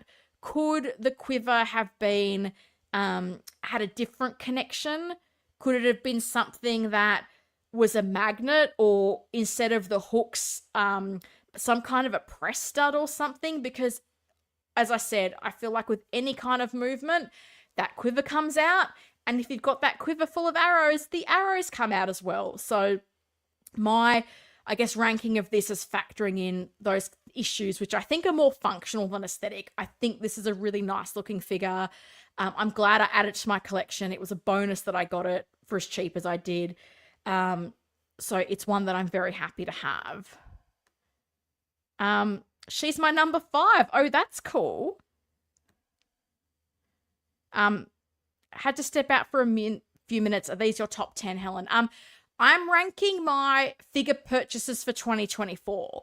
So some of these are older figures. Some of these are figures that released this year. So this is just everything that I bought. So I bought 12 figures. I also bought 2 vehicles, but I'm not going to rank the vehicles because I don't think, like, how do you compare the 89 Batmobile to a figure? Like, that would be the number one. So the 12 figures that I bought this year, I'm just ranking them in the order of what I think is the best figure that I purchased, basically. I will talk about what I think is my figure of the year later on. I debated doing a top 5 or a top 10, but as I said earlier, I feel odd doing that if I haven't seen everything in person, because as I've said before, the blogger photos, they can be not always the best indication of a figure, so I'd rather comment on things that I've seen. So it's my top 12 from 2024. And Kate Bishop is what we're talking about at the moment. Kate Bishop, another one I didn't pre-order because I never thought she would sell out. Oh, did she sell out at Sideshow as well? Because she's sitting at Pop Culture. Like all these figures are sitting at Pop Culture. Yeah, and they've got the sale on at the moment. So it's funny, I held out on buying her locally. So I think Kate Bishop is like $430 Australian. Because as I've said previously, like, a lot of female figures drop in value, and she didn't have a companion piece. So I didn't want to order at full price because I just had that feeling of, I think I can get her at a discount, whether that's a 20% off or greater. But then I got lucky that I got it on sale at Toy Hunters. So yeah, I got her for an absolute steal, which I'm incredibly grateful for. When I saw her in there, it was like, the Kate Bishop was the first thing I bought in Hong Kong, actually. It was the first figure-related thing I bought in Hong Kong. No way, I'll search there for as well. Thank you. You're welcome. Like, Pop Culture, like, seriously, if the postage isn't too expensive for you, you'll find a lot of things just sitting in stock at Pop Culture. So number 7, Kate Bishop, as I said, looks great, but functionally, there's a couple of things that annoy me. And I'm very lucky. Bob Dylan gifted me a beautiful rooted head sculpt for Kate, so I will probably swap that out very soon. And I'm keen to see, and it's interesting because I think if that ponytail was sculpted, it probably would alleviate one of those functional issues. But the biggest issue for me is that quiver, because the strap for it is kind of already on the figure. You just plug in the quiver, whereas with Hawkeye figures, you kind of strap in, you put the strap on, and then you hook the quiver onto the strap. So I think they've done that maybe more for aesthetics because the strap then doesn't move around. But it's just not a secure connection. Toy Hunters Hong Kong. Yes, I was in Hong Kong last month and I got Kate Bishop and Valkyrie from Toy Hunters over there. So you can find out more about Toy Hunters in my Hong Kong shopping vlog, everyone. Look at that cross promotion. Look at me go. Such a great influencer, not. No, we're not influencers here. Just a collector. Number 6, the other thing I bought from Toy Hunters is Hot Toys King Valkyrie. And I don't know why, but I could not find the actual blogger photos for this. I tried to use blogger photos rather than the pre-order promo pics. And I scrolled through so many of Hot Toys photos. I did Facebook searches, so apologies. These are not the photos I would have liked to have used. And I will say, this is another one where the sculpt looks a lot better in person than it photographs. And I don't know what it is. There's just some sculpts that when you look at it in hand, you're like, this is not a big deal. I do like the Valkyrie sculpt. There's a lot that I like about this outfit. I think it's visually very interesting. I think Hot Toys have done a pretty good job with the cape. The cape is wired. It's a very light fabric. So when I've kind of put Valkyrie in a bit of a walking pose, I found it very easy to use the cape and kind of get that looking how I want to look it. How I want it to look, maybe. The one thing I don't like about Valkyrie is the magnetic connection for the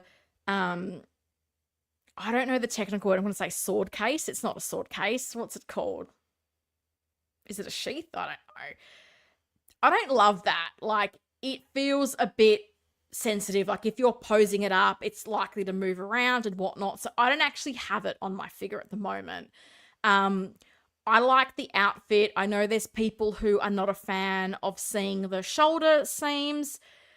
And I understand. I mean, this is probably a situation where I don't mind being inaccurate if it makes the figure better. So had Hot Toys taken the liberty to extend the suit to the shoulders, like, because if you look at the first Shuri figure, her outfit comes to the shoulders, so you don't really see that seam. It's not as noticeable. So this is where I'm the kind of person where if it looks cool and it looks good, I'll take that alteration to the source material. So would I be crying if, the shoulder strap is not accurate? No, I think if they had done something to make that shoulder seam a little bit less obvious, I would have been down for that. But back to the point. Great looking figure. I really like it. Do I think Hot Toys is going to do another Valkyrie? Probably not. So for me, for my A-Force, this was a must-have. It has a lot of cool accessories. You get a sword, you get the daggers, you get the corg for the back of the hair if that's your thing. You get the lightning bolt from Zeus. I think it looks really good. As I said, I think the sculpt in hand looks a lot better than what we see in these promo pictures. I plan on using your videos that I watched on your Hong Kong trip as reference for my visit to Hong Kong someday. That's cool. If you have any questions that I haven't covered, like, drop me a line. I'm so happy to help and share any information that I can. It's a cool place to visit, and do tourist stuff as well. Don't just do the figure stuff, because there is amazing stuff to see and do in Hong Kong. I really enjoyed it. Sometimes Hot Toys don't do blogger pictures, just like when Kang was released. Oh, really, mate? Oh, didn't they? Because every time I did a post search, I found all the blogger photos I wanted, and then I went to their Facebook page and I looked at the albums, and I was scrolling forever, and yeah, there wasn't an album either. So, okay, I always just thought they did blogger photos. Scabbard, thank you. I don't know all the things. Yeah. Scabbard, thank you. Appreciate that. Yeah, so I get what they were doing with making it magnetic. I don't know. I've just, as I said, aesthetically as well, I've just left it off because it's not even the accurate one to be using in my A-Force. Like, I had the Thunder Toys one in there, but this is a big improvement on the Thunder Toys one. And while it's not the end game outfit, like everything else in that display is a Hot Toy figure, and I wanted that same quality in my display. So Valkyrie's there. As I said, I think she looks great. Potentially another one that will be cheap for people to pick up elsewhere. Because, yeah, Thor Love and Thunder, it's interesting. Like, not a great movie, but I think all of the figures are really nice, and I really hope to pick up Mighty Thor one day. I would really like to have that Jane Foster. Moving along, number 5 is the Mars Toys King of Enigma. So this is where it got interesting, because when I got to my top 5, I debated placement for the longest time. And my number 5 and my number 4 were very line ball decisions. And what I tried to do was go, right, because with something like the King of Enigma, it had so many accessories and it's easy to focus on the accessories. So I tried to focus on, right, let's ignore the accessories. Let's put these figures side by side. Which is the better figure? Because yes, accessories are nice. They're a great bonus. Like, we love to have them. But if we're talking figure, I think you need to look at the figure and go, which one is the better quality? But this Mars Toys King of Enigma, it's a great figure. 2 seconds, I need a water break.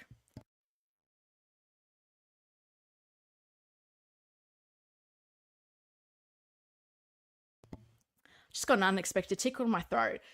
So Mars Toys, King of Enigma. Mars Toys, as I said, I got 3 figures from this year and they're all fantastic. Like, I love all of them. I think the outfit is really nice. You get 2 head sculpts. We love that. All the accessories you could possibly want. You've got the cane. You've got I call it the brain blender. You've got a spare hat if you want to use the head sculpt with the hair rather than the one with the hat. An array of hands, the little bat items, a bag, a bunch of stuff. So a great release. I think the 2 things that were kind of the bugbears for me, again, were a little bit with the functionality. And I don't know if it's just me, but I find the buttons on that green jacket, they're press studs, but I find them very hard to open. And I don't know if that's just me.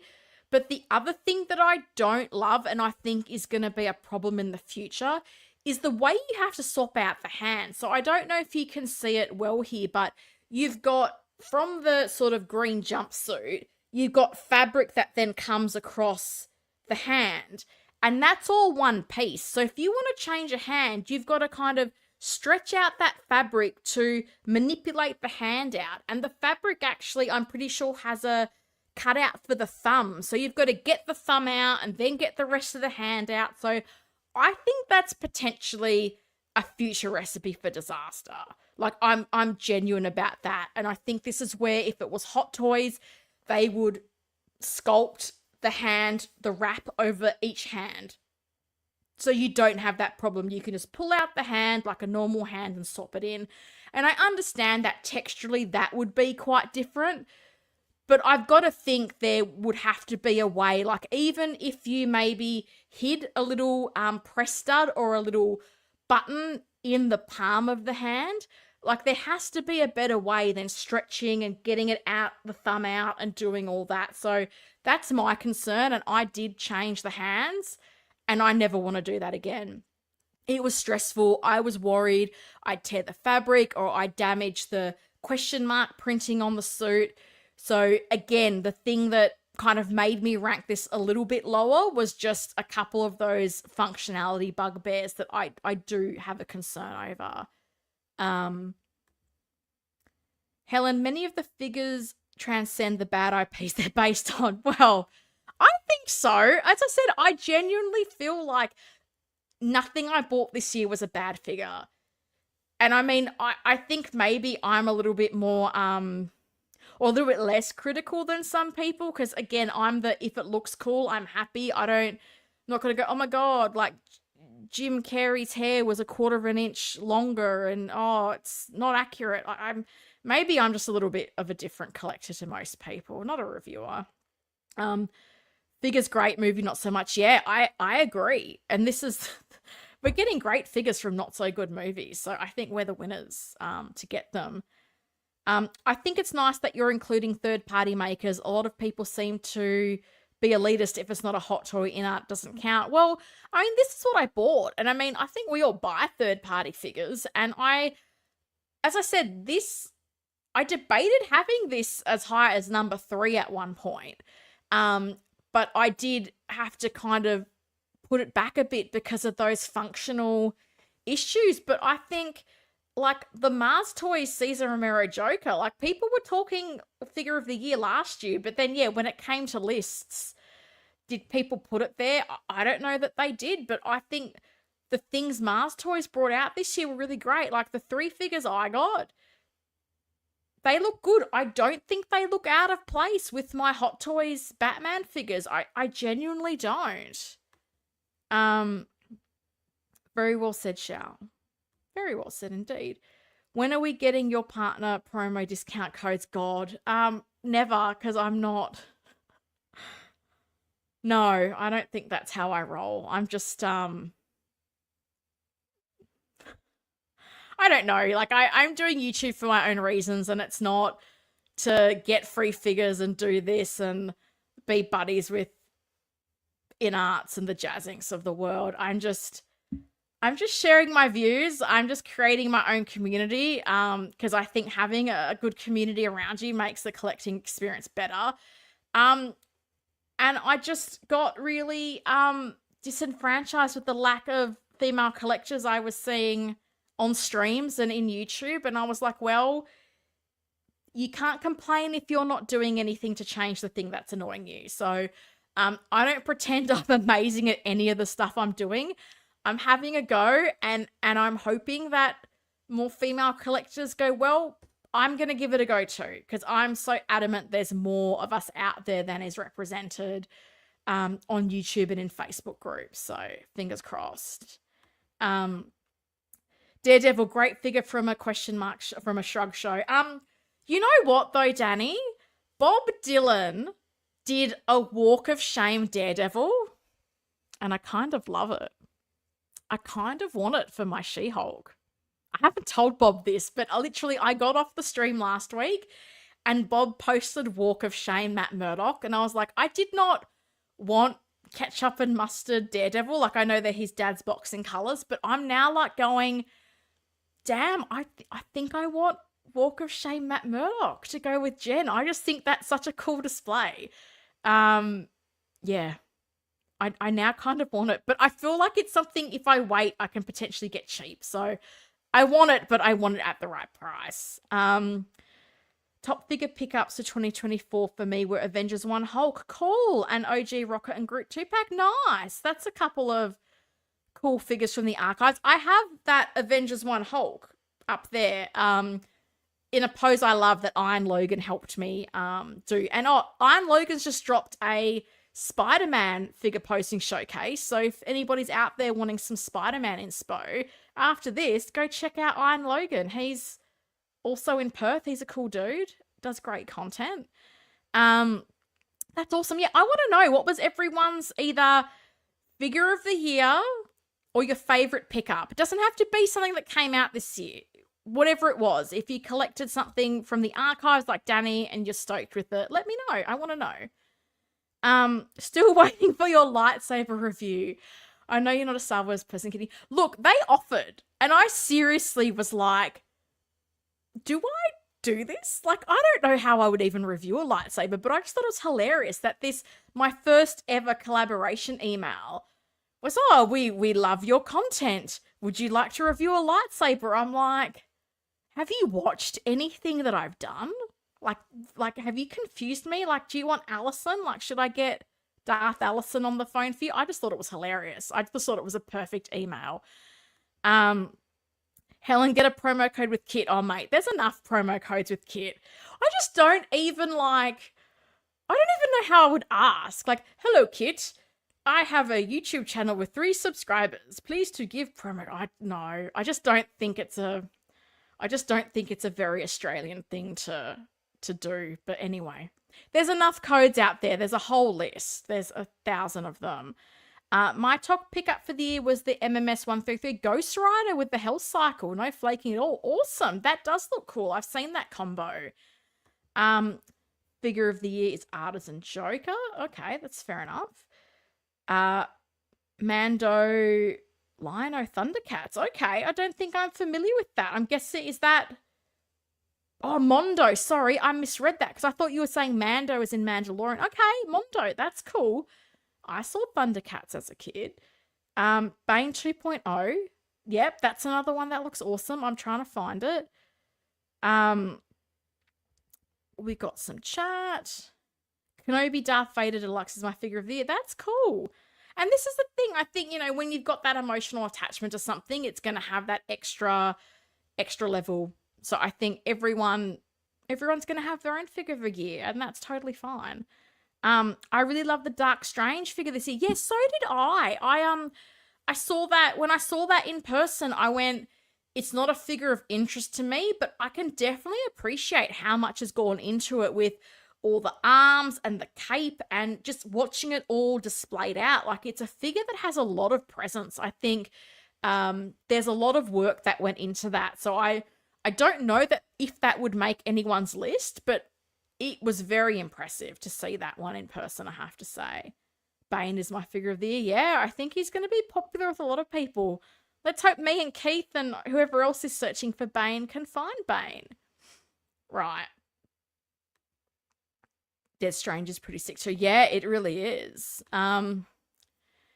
Do we think we'll be getting an Artisan Thor in 2025? Look, I would love to see it. I think I've said this before. I'd love to see the original Avengers get re-looked at.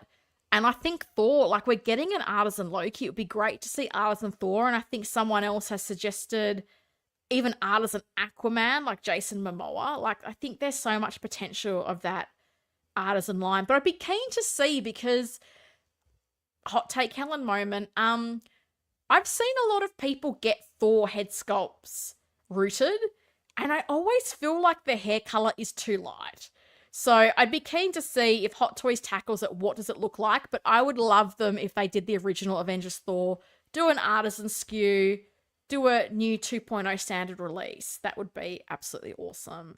It's so difficult for me to choose what do I do. Listen to your heart. Listen to your heart. What was your favorite IP? Did you get a figure from that this year? That's all we can do. Right. So number 5, Jim Carrey Riddler. It was very good.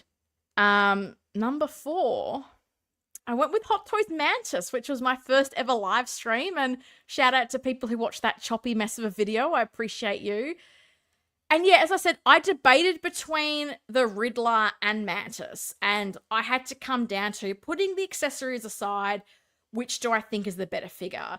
And I did have to go with Mantis because I feel like her outfit is a lot more interesting and intricate. There's a lot of fine detail there. Like, I think, it's called like a fishbone pattern that she has on the side of the top and the pants.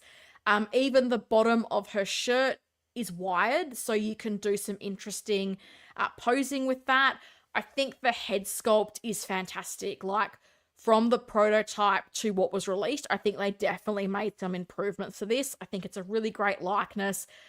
It's really vibrant, that green. The metallic green looks great. I think it's a fantastic figure. I know it came with a bunch of Christmas accessories, which a lot of people potentially aren't going to use. But if we're looking at it just from a figure and aesthetic and execution, I think Mantis is fantastic. So, one of my favorite pickups of this year. I really loved this. I don't know if many people got Mantis. I would have thought for a Guardians line, she'd be quite popular and that a lot of people would potentially pick her up. For me, she's sitting in my A-Force, so I absolutely love it. I'm looking forward to the new Supergirl from the Flash movie coming out. Yeah, it came out today in Hong Kong. I mentioned that there's some reviews out already, and so Figure Hideout, he's got a Chinese language channel called, I think it's Planet 33. He's already got review out, and Azuki Toys on YouTube and Instagram has already shared some in-hand footage as well. So yeah, it's cool. I love that we've got all these people in Hong Kong that are getting their figures so early and giving us that in-hand look. It's so amazing to just be as connected as we are. I have that Mantis Glad I did, yeah. And this is another one. Will we get another Mantis again? I don't know that we will. Total no-brainer.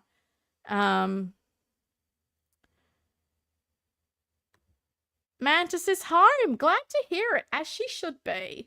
Because this is the thing. They showed the Guardians 3 Mantis in that sort of teaser image.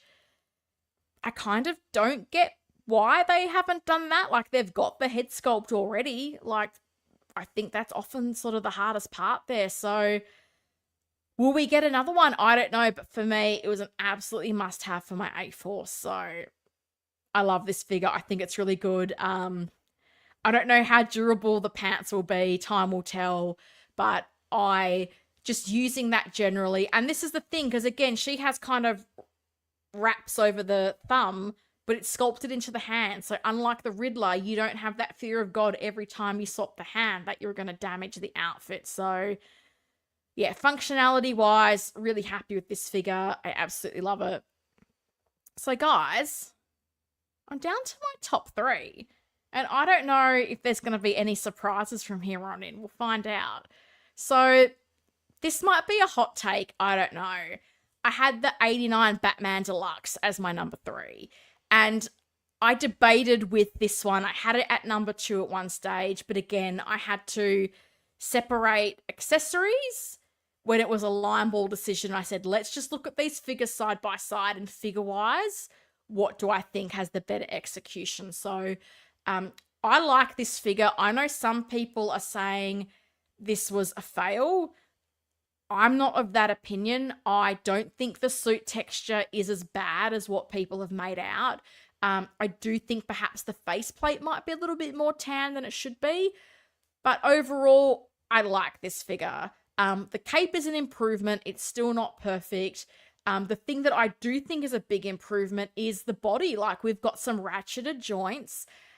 There's a lot more articulation in this new Batman compared to the DX9, which I think is amazing. Like, they're showing some innovation there. There was even a little bit of torso crunch, and you could really hear the ratchets clicking in place. So the body they're using is a lot stronger than what they've used in the past.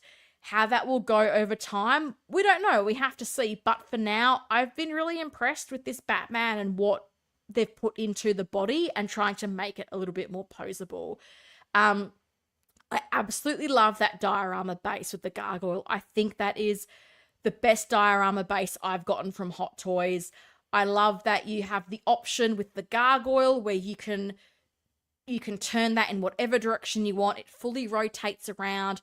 Or if space is an issue, you can take it off completely. So I'm pretty sure when you take the gargoyle off, that this does fit in a DTOF. So I think having that flexibility and having that modular nature to the bases, I think is a really smart move from Hot Toys. So I love this. I've actually using the diorama with the DX9 with my Batmobile.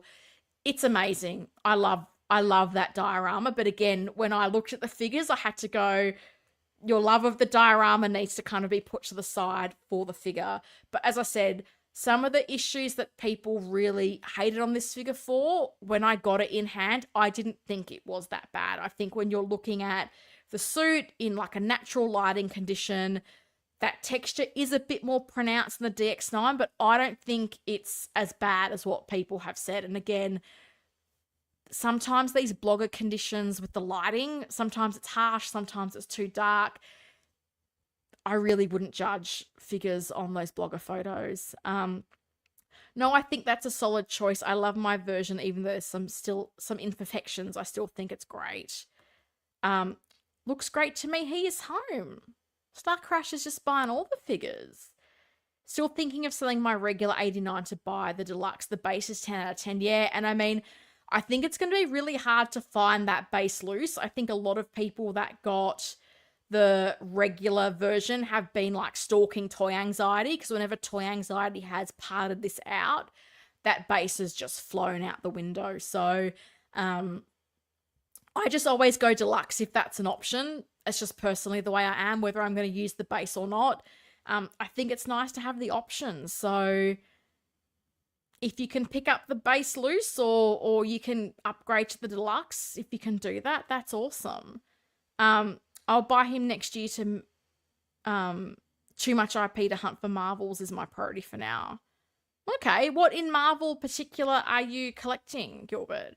And can you find him next year? Because I know in pop culture he's sold out, so I can't tell you to go. Well, who knows? If I can ever return mine to pop culture, there will be one in the future. So if you want to stalk the pop culture website, maybe in a couple of weeks, I will have finally sent the duplicate one back. And someone can buy that, because I want someone to be able to buy that. I don't need to. Keats Batman is not number one. No, he's not. No, he's not. I couldn't put him. It would have been too much based on just sentimentality than the actual figure. But I do think it's a good figure. I kind of think I know who your number one, but I thought this would be nice too, at least. Oh, okay, maybe. Hope everyone had a wonderful Christmas. The Broke Collector. Good evening, good morning, wherever you are. Good afternoon, maybe. I had a wonderful Christmas. I hope you did too. Oh goodness, it's after midnight because we've been going for 2 hours and 10 minutes, guys. That's how we roll. The base sold it for me. Yeah, when I saw the base, I immediately knew I wanted to put that in my garage shelf with the Batmobile, and I had that vision of I want the 89 Batmobile, I want this diorama, and I was like, I'm going to put the DX9 there because I wanted to put the new one with the Kilmer Batman because I know there's a bit of a scaling issue with the DX9 and the Kilmer. So I was like, I'm going to mix and match. Because I do like with the vehicles, like I'm trying to keep that display pretty simple. So I've got the vehicle and a figure, but I find just having a background piece, like whether it's the armory or this diorama, I just think it makes it look really schmicko. Pop culture can sell it easily. So, well, if they ever send me the shipping label, I'm ready to send it back whenever they send me that shipping label. Enjoying your channel just as it is, thanks. Thank you, appreciate that. Next year I will hunt for She-Hulk, Mantis, Kang, Praetorian Guards ×2. Okay. Well, I hope you find She-Hulk. Mantis, I think you should be able to find. Kang is an interesting one. I haven't really kept tabs on him, but I know pop culture does have him in stock, so that is there. Oh, don't forget to hit the like button, guys, if you haven't. Carlos Burgos. I know, right? Where's my hype man? He's at work, and I hope his new job is going awesome, because I'm sure Carlos will watch us on the replay. Yes, our dear friend Helen, as he would say. She's doing an amazing job. Hit the like button. Good old Carlos. He always watches. I appreciate him. I wonder when collectors make a big deal to complain about a figure once it's on the shelf, do they care anymore? Well, this is what gets me. Like, the blogger photos come out, people make a huff about it, and then when it releases, nothing is really said. And I've said this before, like, because we get things so late in Australia, sometimes, like, I have a whole process I like to do when I get a new figure. Two things I like to do is I like to rewatch the source material, but I will also rewatch a review. So I will watch a review when the review comes out, but then because it's been a couple of months, I like to watch the reviews to refresh my memory about, was there anything to be aware of with the figure? Was there a cool pose, something? And you will sometimes then be reminded of the drama, because the review will be, oh, I know people have said this about the head sculpt, but in hand, it's fine. And then you're like, oh yeah, everybody hated that sculpt, but no one is saying that. Or people will say, oh yeah, I hated the blogger photos, but then I saw it in person at this person's house, and I actually thought it looked okay. But then they'll fly off about another release. So I'm like, we never learn. We never learn. After midnight, where are you? It's after 11:30 a.m. here in New York. You're in New York, that's cool. I'm in Perth, Western Australia, which is GMT +8. So it is now 12:17 a.m. On Saturday morning. So I started this stream at my 10 p.m., which I think is your 9 a.m.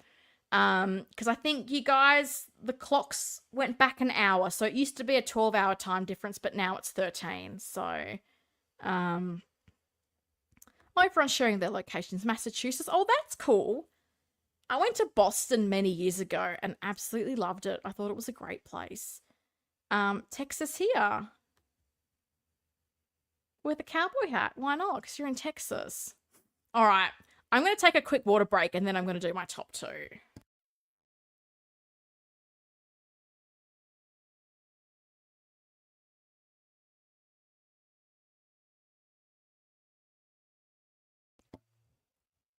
Shuri's been really quiet today. I don't know if she's put herself to sleep or what, but it's a bit odd not having my little furry sidekick jumping around. All right. So, number 2, as I said, I debated between 2 and 3 for a while, but in the end, I had to give number 2 to Jen Walters. She does not come with much in the way of accessories. That phone accessory is such a just token accessory. Like, could they have given us more? I think so. I think maybe they could have given us some attorney related accessories. Like, could she have had a briefcase or things like that? Maybe. But when you look at the figure itself, I think this is very close to being a perfect figure. You've got the sculpted hair is amazing. And I understand you can't move the head, but the detail in the hair is fantastic. And I will take that limitation in articulation for how good this looks. I think the sculpt looks really nice. You've got the rolling eyes there if you want to do something interesting.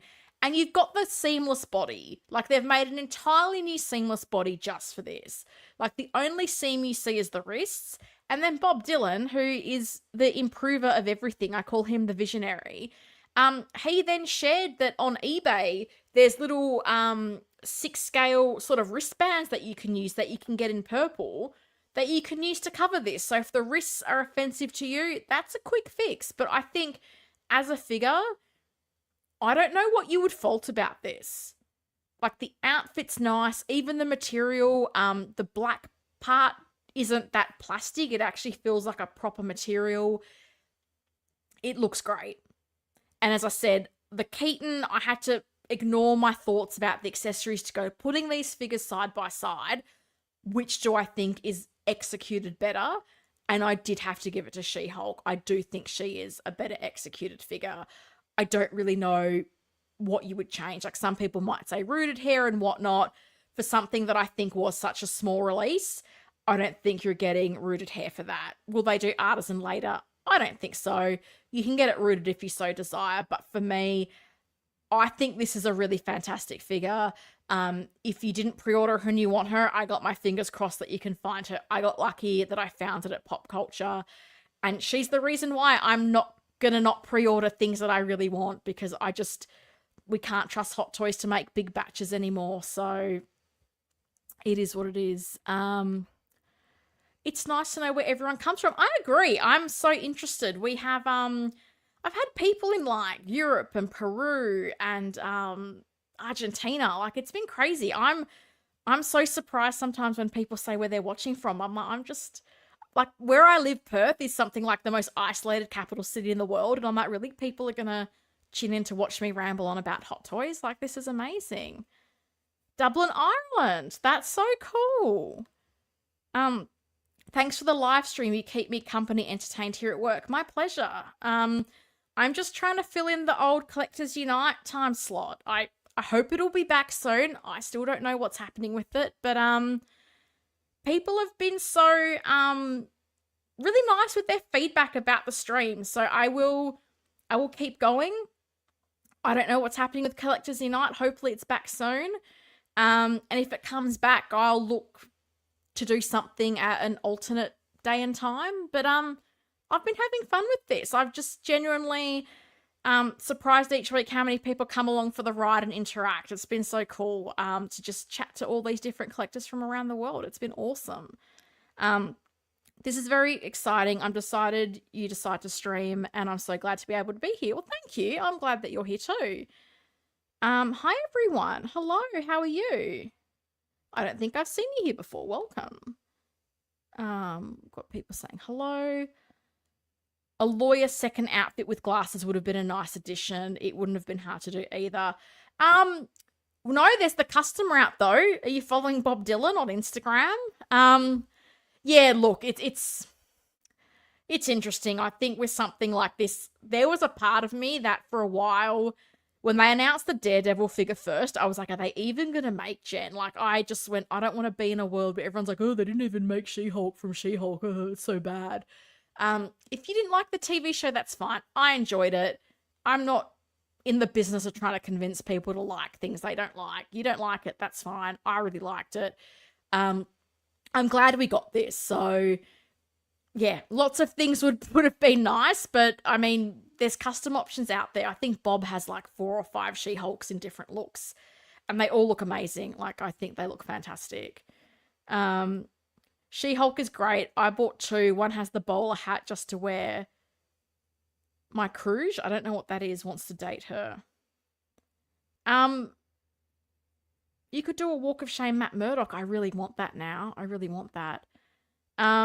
Will we see the return of She-Hulk? I don't know, Danny. This is what I've wondered. Like, does she pop up in Daredevil? Do they act like Matt and Jen were just not a thing? I don't know. I'm hoping she pops up again. I really liked her. Do you have a favorite box art? Oh, is that for me? Not off the top of my head. Not off the top of my head, to be honest. I'm trying to think of what I've bought recently. No, I don't. What's yours? I like when boxes are compact because I've literally been trying to sort out this room and the storage, and I'm not sure all the boxes will survive. I have all my boxes up there, which I can see, which is why I'm looking up there. I don't know, the Elena box was kind of nice. That's one that's popping in my head.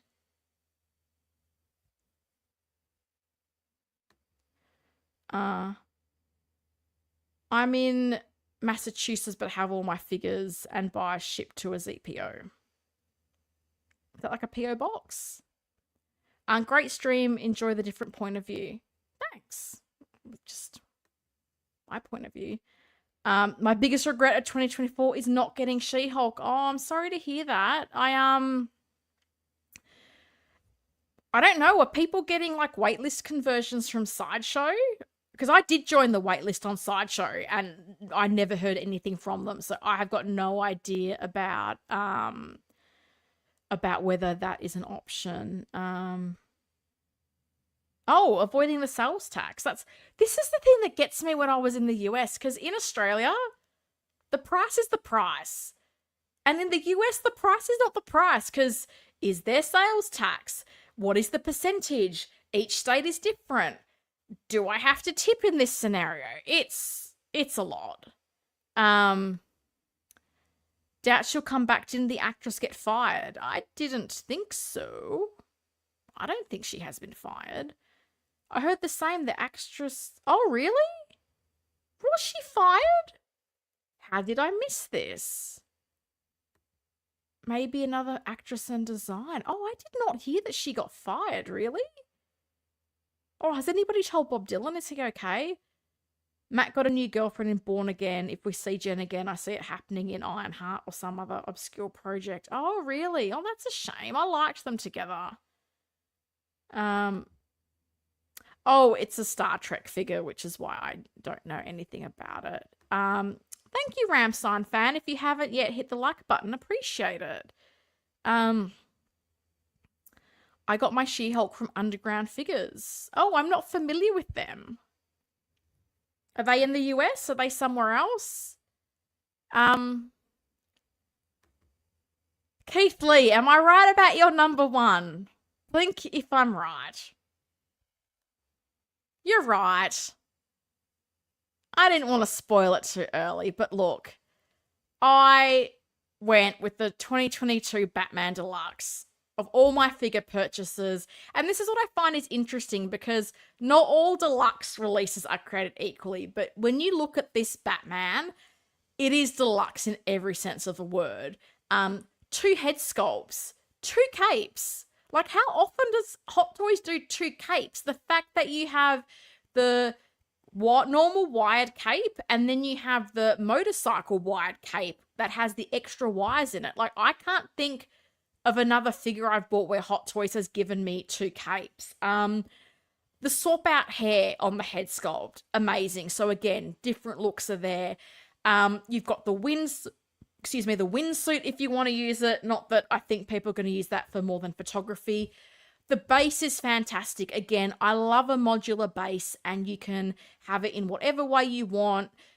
There's different options there. I think there's like 3 different display options you can use. Actually more, because if you factor in the labels that sit on top of the display base, you've got like 5 or 6 different display base options. Like, that is deluxe to me, because I think there's 3 different decal options for the square stand.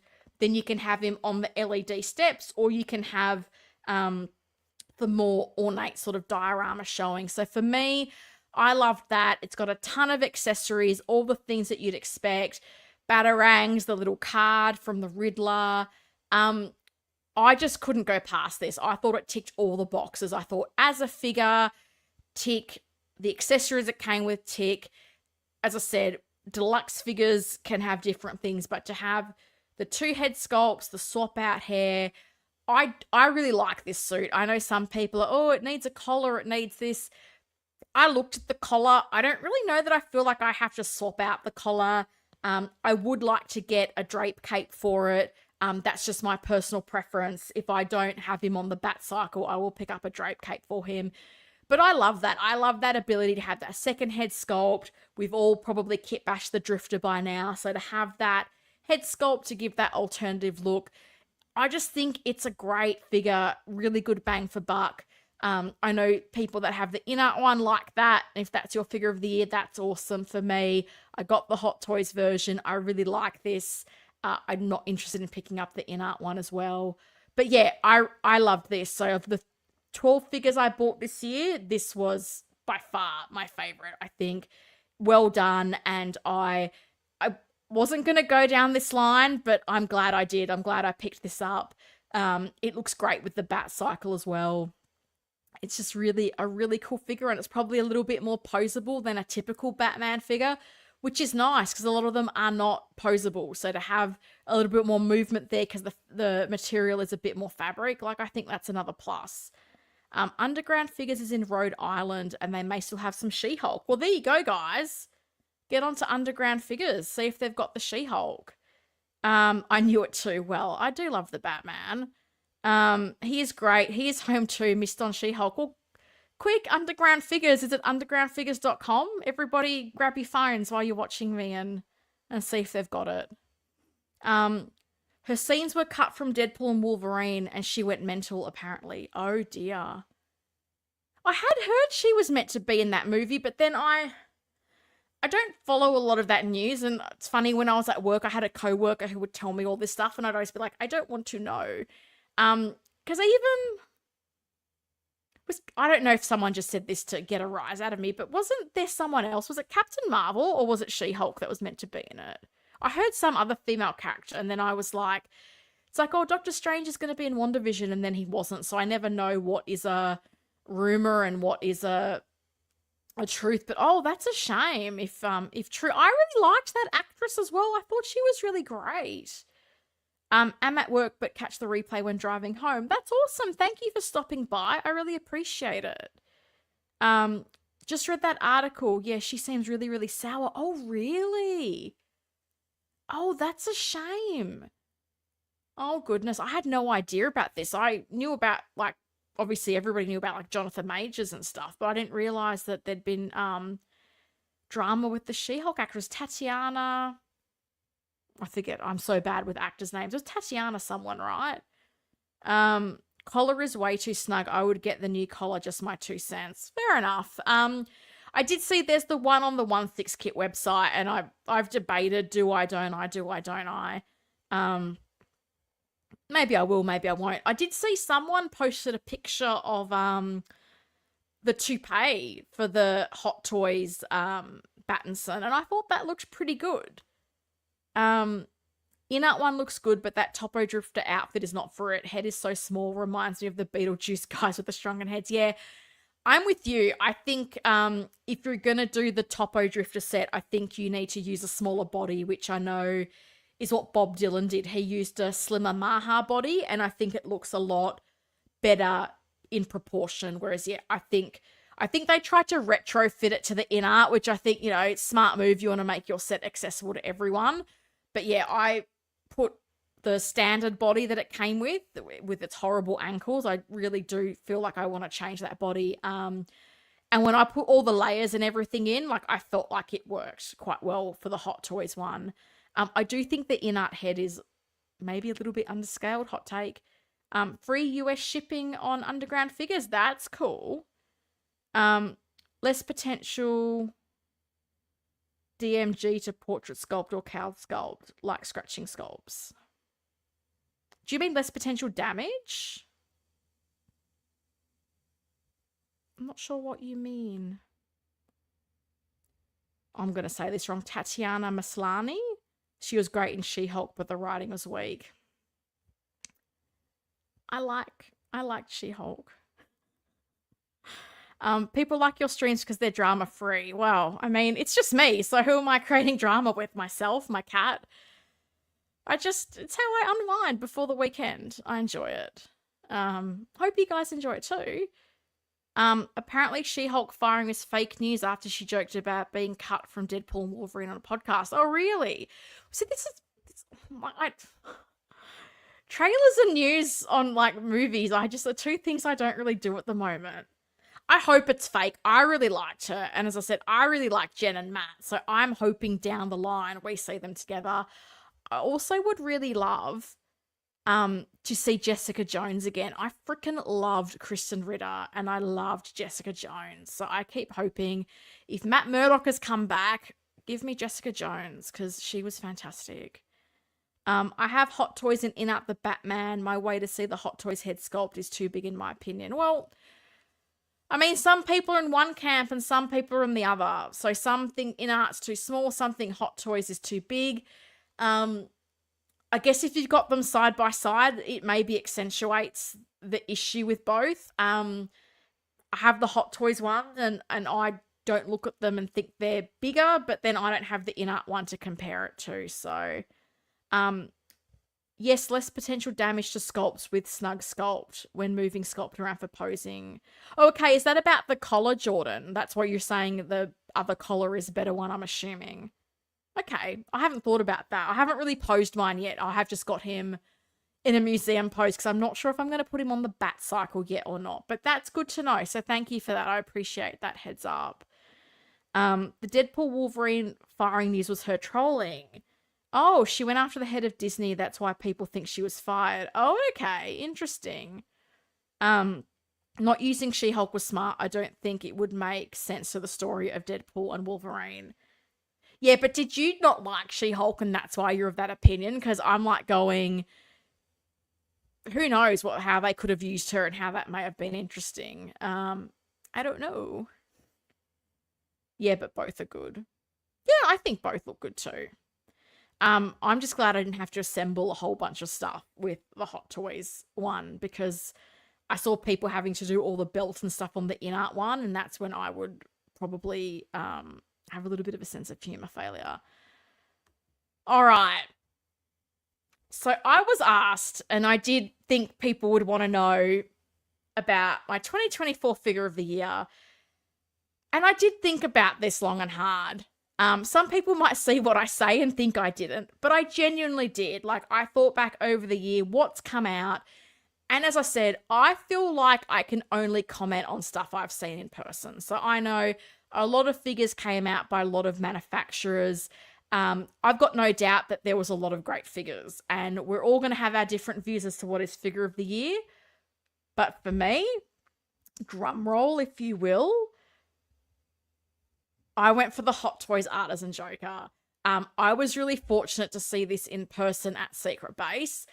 And I think this is an amazing figure. It's far and away the best Joker Hot Toys has done.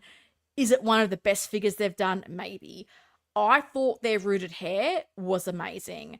I have the InArt Jokers, and I think the way that Hot Toys sculpt rooted hair sits is a lot nicer.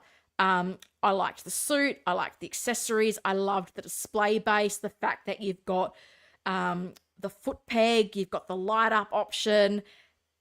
It is a fantastic figure. I wish I'd pre-ordered early before it skyrocketed in price. I've got the sculpted one coming, but I do think for me, this was the figure of the year for me. It was by Hot Toys. I know some people will say, InArt figures, whatever, that's fine. I think we can all have a different opinion.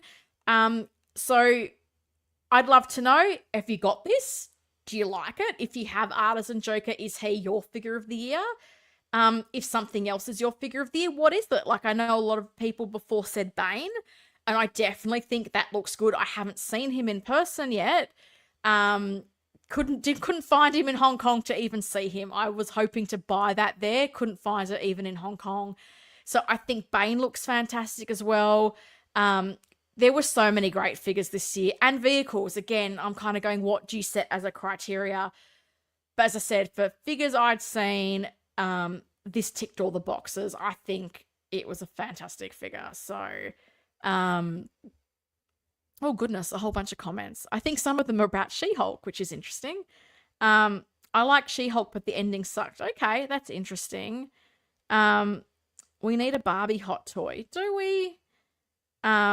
Would love to see Deadpool need a lawyer during a Disney buying Fox scene and could have had Jane Hooker. Oh, yeah. That would have been, oh, see? You could have made She-Hulk work. That's a great suggestion, Danny. Yeah, I know, the CGI would be too expensive. That would have been funny. And you've got two characters that have broken the fourth wall. So, yeah, oh, see? That would have been cool. Oh, I hope you're agreeing with me with that. That's a great choice. The best Joker on the market, period. Yeah, I think so. I totally agree. Sounds about right about the Joker. Artisan Joker is totally incredible. I love mine so much. Yeah. I mean, if I had one, I would love it so much too. I was still thinking about my top 3. He's my number 1 for sure. Then Bane 2.0 and Obi-Wan from his own show. Okay, that's cool. A lot of love for Bane. The only critique about Joker is his glossy gloves. Oh, okay, interesting. I didn't notice them myself. Gandalf.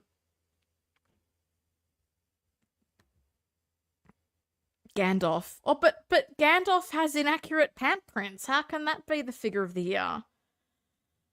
Gandalf pant prints. So you like Hot Toys Joker over the InArt? Interesting. Yeah, I do. It's interesting because I was in Hong Kong when this released, and you walk into Secret Base and the first thing you see is the cabinet that has the new releases and the new pre-orders. So it was literally one of the first things I saw, and I stood there and I was like, I thought about it, I looked at it, and I was like, this hair is better. Like, it seriously is. My InArt hair, it's kind of very poofy. It's always been like that. I looked at this and I just went, I think they've done a better job of it. I genuinely do. Like, I still have the InArt one. I'm not going to sell the InArt one. I think if you're going to talk value, it's an interesting question because obviously a lot of us can't buy this direct. So there is a part of me that's like, well, what you got for the InArt one, you did get 2 figures, you did get the diorama, but would I prefer one really great Joker over 2? Probably, because I think this is the better one. That is my honest opinion. I'm still waiting on Sideshow for my Artisan Joker. Oh, okay, interesting. Marvel Studios hire me, right? Danny's got the ideas, man. Like, Bob Iger, where you at? Like, Danny can give you some great ideas. It's interesting because also I listened to a podcast with Jack Schaefer, who I think was the showrunner for Agatha all along, and she was saying how they were trying to put in Madison from She-Hulk. They were trying to weave a cameo of Madison into Agatha, but she said they just couldn't make it work in a way that they felt kind of served the story. So Danny, like, how would you? This can be your test. How would you weave Madison into Agatha all along? And you can send that off to Marvel, and we will endorse them hiring you as I don't know. Do you want to be a writer or a suggester? What role do you want? Let's advocate for Danny, everyone. This is a great figure of the year pick. I think it's my favorite from Hot Toys this year, but overall it has to be InArt Batman for me. No surprises there. Yeah, that's fair enough. A lot of people love that. That's getting a lot of love as figure of the year, and I can totally understand why. For me, it would have to be Kenobi, Vader, or InArt Superman. Those figures are so perfect. That's cool. I haven't seen either of them, so again, this is where I felt like it had to be something I had seen. So I have seen this one. Wongers. Bob Dylan had this awesome idea because I told him that She-Hulk story, the Madison Agatha story, and maybe Marvel should hire Bob as well, because he said Madison could be the new Stan Lee, and in every cameo, whatever universe she rocks up in, she's looking for Wongers, and I'm like, that is an amazing idea.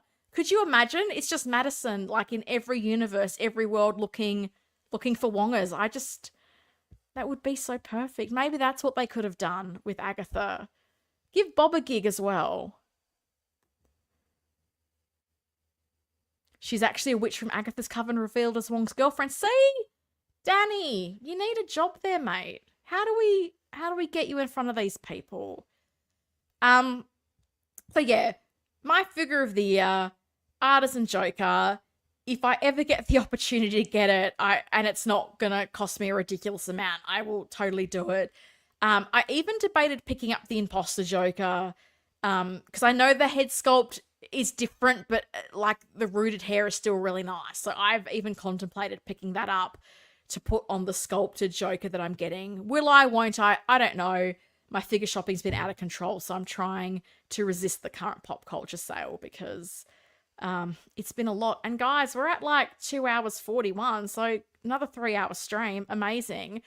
Because I also thought what I would do is talk about my current pre-orders and wish list. So I thought it's maybe a nice way to round out the year.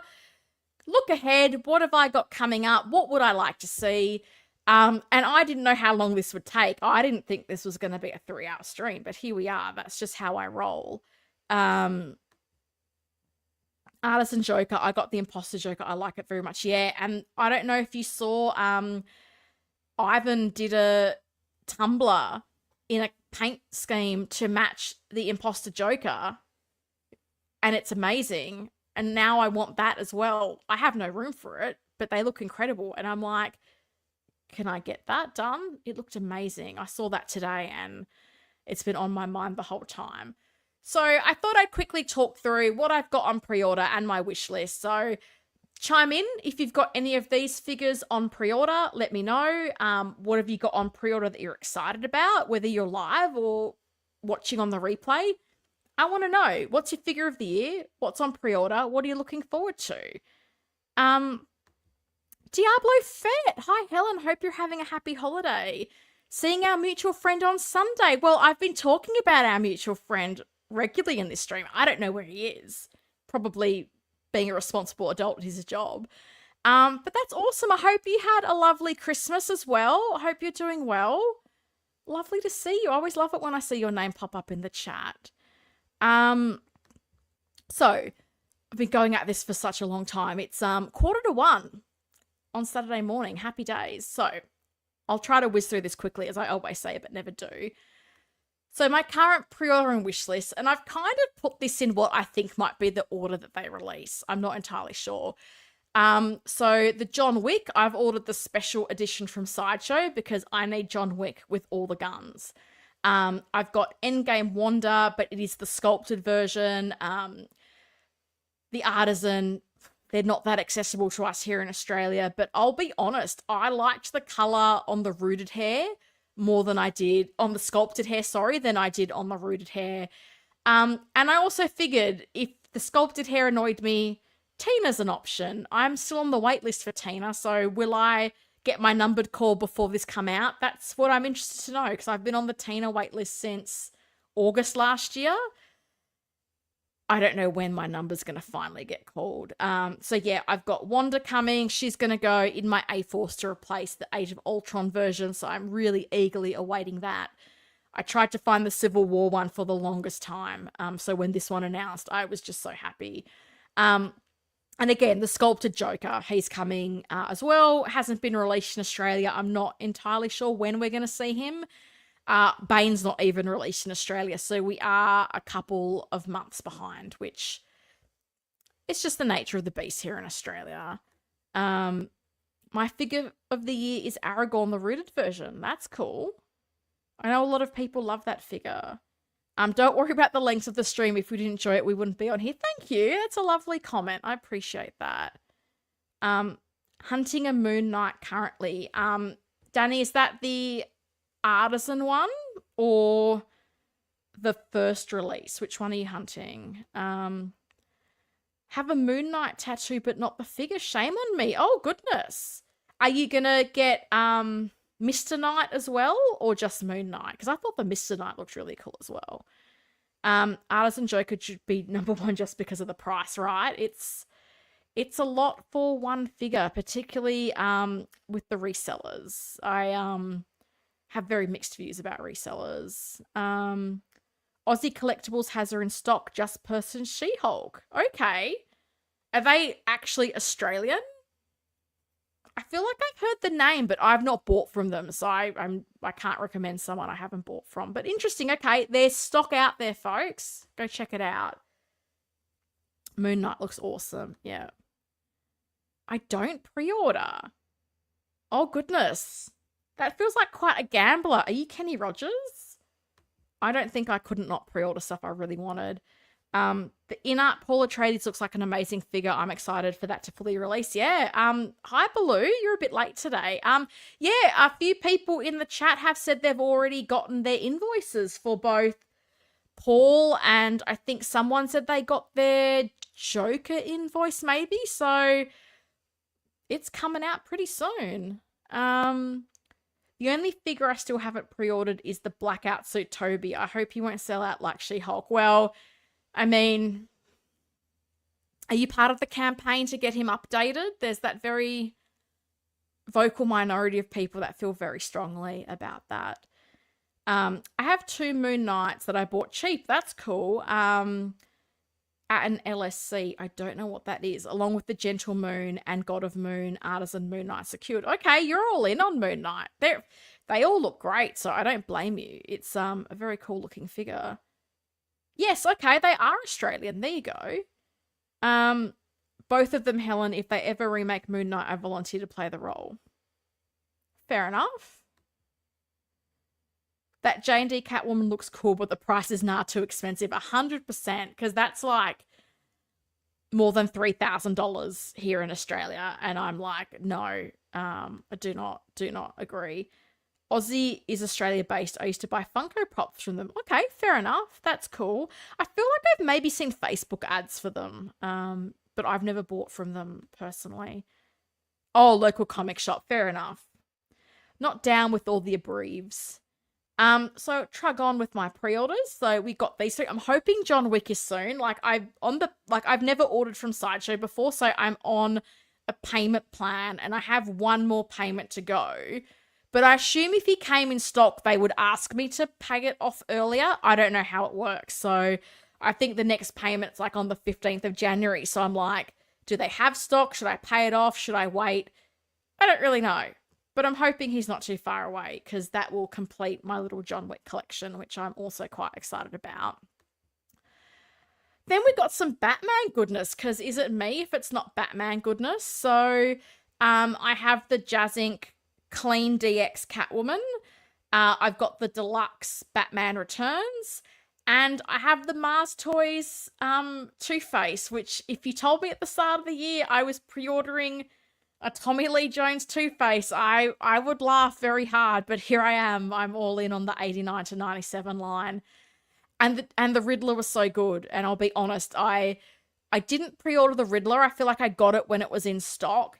And then when this was announced for pre-order, because the Riddler was so good, I was like, I'm in Mars Toys. You have my trust. So yeah, I'm all in for the Batman line. John Wick, love his outfit. Well done, Hot Toys. Yeah, I love the magnetic vest and I love the wires in the jacket. I think that's so cool because it goes with that sort of swap out hairpiece that's a bit more actiony. I was gonna get Mr. Knight if I didn't secure Artisan Moon Knight, but I got Artisan Moon Knight. Yeah, that's fair enough. Keaton Bats, always Keaton Bats. Um, Jazz Ink Catwoman, I got the all in 2-pack. That's cool. Yeah, I didn't have room for two, and I would not have used that diorama. And it's funny because rewatching the movie, I was like, yeah, I'm glad I picked up the clean. I think that's my preferred way. Are you getting the modern suit Batman? Good question, Diablo Fett. I did say earlier that I wasn't going to, but I think that suit looks so cool. And there's a part of me that has gone, you could get that modern suit and you could put the Keaton head sculpt from Batman Returns on it and have a cool new look for the suit, but the younger Keaton. So now I'm just talking myself into so much stuff. So now I'm like going, ooh, is it a maybe? Is it a maybe at the right price? I don't know. I do love the suit. I do think the suit looks really cool. So now I've gone from no to maybe, which is very, very dangerous place to be.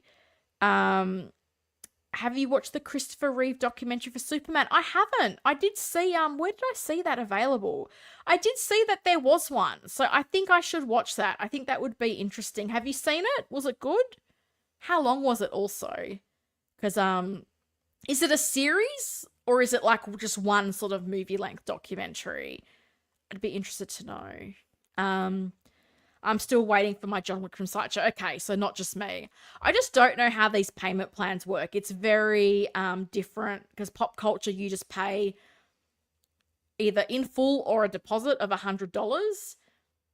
And then when it comes in stock, you just get a PayPal invoice. It just drops. Like it's not this payment plan that you can delay or forward pay or whatever. So I didn't know if it came in stock. If they're like, hey, your thing's in stock, pay it now, or if they still just take things out at the scheduled payment times. I got no idea. Tommy Jones looks so collector. I don't know what that means. Can't wait for Catwoman, Mars, Two-Face. Yeah, how long is Mars going to take? Because their figures have been great, but they've been a little bit slow to release things, which is a bit of a bummer. Got to have old bats. So where's Keith to say justice for Kane? Because I talked about John Wick. Where's Keith to tell me I need Kane as well? That's his that's normally his go-to line. The Superman documentary is good. It's not a series. It's about 2 hours or so. Okay, that's good to know. That's cool. One whole documentary and it was inspiring. Okay, that's cool to know. Just saw some in-hand pics of Supergirl Flash. Figure looks good. I'm tempted. Yeah, it does. And there's a lot of footage out already. As I said, Figure Hideout's Chinese channel, which is like Planet 33 or something. If people want to link to that, like message me on Instagram. I'm happy to share the channel link because it may be hard to find because the channel name is partly in Chinese. And I'm hoping he'll have English reviews soon. But then he didn't do an English review for John Wick, so I don't know what's up with some reviews just being on the Chinese channel and not the English channel. But with enough time, you can get translated subtitles, which when I watched the video, I think they were too new and YouTube hadn't done those as yet. But I still watch the Chinese ones because you're still getting that in-hand footage and you can kind of follow what he's saying. So yeah, I thought it looks good. I think they've updated the suit as well. I think it looks really nice. I need Kane also. No, I don't want Kane, but Keith keeps telling me I need Kane. I'm going to have a display with 3 different looks for John Wick, and that's going to be how I roll. I'm not going to pronounce this correctly. I'm so sorry. I'm really looking forward to the Toshiro Mifune figure from Caustic Plastic, also their Frankenstein. That's cool. They do a lot of horror stuff, Caustic Plastic, don't they? We've got people just chatting. That's very cool. And then I've got a whole bunch of So-So toys on pre-order. And I have like this bottom shelf here. is all like Arrowverse figures. I still love the really early seasons of those shows. And I'm kind of glad So-So still giving this line a little bit of love. I do think that a lot of those shows were pretty under merchandised. And I thought they were done with the Arrowverse because that's kind of what they started with. They did Flash figures, they did Constantine, they did a Green Arrow, they did the Batwoman, and then they went to ground on it. So when they kind of came out this year with a bunch of the Flash figures, I was pretty excited about that. So I've got, I think it's called the Future Flash there. I think it's that longer hair from when he's Savitar. I'm not going to use that unmasked sculpt. I have no interest in that. Reverse Flash, I'm really happy about because I have the Zoom and I also kit bashed my own Captain Cold and Heatwave. So I kind of love having the Reverse Flash as well to round out those villains from the earlier seasons that I enjoyed. And Supergirl, that was one that they publicly said they were not going to make. Like, people asked for it and they're like, no, we're not ever making this. And then they surprised us with the Melissa Benoist Supergirl, which is the sculpt perfect? No, but I think of all the third-party ones that have been produced, this looks the best. And I really want to have an Elseworlds display. So I needed Supergirl for that. And that's part of the reason why I wanted to pick up another Flash figure. And I've bought a second So-So Toys. Is it called the Green Vigilante? Because it's just such an easy head sculpt swap. So I want to have the Elseworlds display where Oliver is the Flash, Barry is the Green Arrow, and then you've got Supergirl and Batwoman. So I can do this now, which I'm really excited about. It's the little things. And then the Deathstroke, like, I know this is not Manu Bennett. No one is making me Manu Bennett. That makes me sad because I think he was the best villain. But I got this because Deathstroke was an amazing villain in Arrow. I wanted a Deathstroke.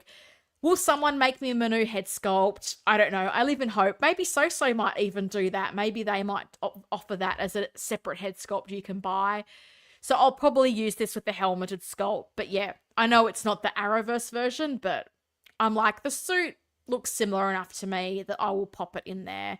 I want a Deathstroke, so this looks really cool. And then these are my 2 pre-order because I'm waiting for a little bit of credit card payments for Christmas to go by. So George and Chris, 100% in. I need them for the 89 to 97 display. So I will be pre-ordering these in the new year. With Cap, I'm going to wait to see what happens with Bucky because Hot Toys showed us that teaser, but we've not heard anything. So I'm hoping we're going to get a standard release and an artisan because I don't want to get an updated Steve Rogers with better proportions and better everything and have like the old Bucky with him. So this one is, I'd like to get him, but I need to wait and see because I've got a Winter Soldier display in my cabinet. And I feel like with things like Black Widow, you can get away with her being the older figure as far as scaling. With the Falcon, you've got a flight stand. So again, you can kind of make that look proportionally okay. But I want Steve and Bucky to scale correctly together. So when we find out more about the Winter Soldier and if there is a standard release, then I'm getting Cap as well. Yeah, he looks great. I'm not sure which one that is about. Well, that Two-Face Tommy Lee Jones is not often, so it looks collector. Okay. So-So Toys, oh, it jumped off me. So-So Toys Gambit is a beautiful figure. They nailed it. Yeah, that one looks really good too. I think that it's going for a decent price on the aftermarket as well, isn't it? Loco Lou, what's popping, people? Well, almost 3 hours of a stream, so Helen needs to wrap this up because 1 a.m. Happy Saturday to me. Tempted to get that Robin just because of the Nightwing inspiration, but he's not a priority to me. Yeah, I can understand that. I think this is the best Robin costume we've seen, movie, TV show, whatever. And a lot of people say that. And I mean, this is what I'm so keen to see because the Batman Forever, Batman and Robin, they're sitting on discount. So how will these go?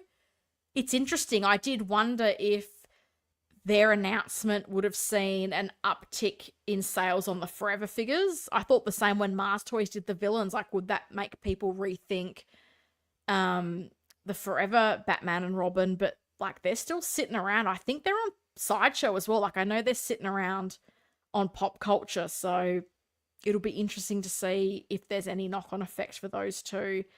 That Captain was no doubt for me an instant PO. That's my favorite suit. Yeah, I really like the strike suits too. I think it's really cool. And then my wish list, guys, is anybody shocked? No, no one's shocked. I need a Koye. I want a Koye. She completes my A-Force display. I'm still hopeful that we'll get her in the Dora Milaje outfit one day. Amazing character. She's been in so many of the MCU films. I really hope that we get her one day. Ra's al Ghul, I'm pretty sure 2025 is like the 20-year anniversary of Batman Begins. And I would love a licensed Ra's al Ghul. Like, they've made Star Wars Ra's al Ghul, so you've got likeness rights there. So give us Batman Ra's al Ghul. Give us the real Ra's al Ghul. This photo was just what I found online. Like a 2-pack with like Ninja Bruce would be cool, but even like him in the suit, like when he crashes Bruce's birthday party, whatever it is, like a licensed Ra's al Ghul. It's always my preference to have a licensed figure if I can, and I would love to see what Hot Toys could do with that likeness.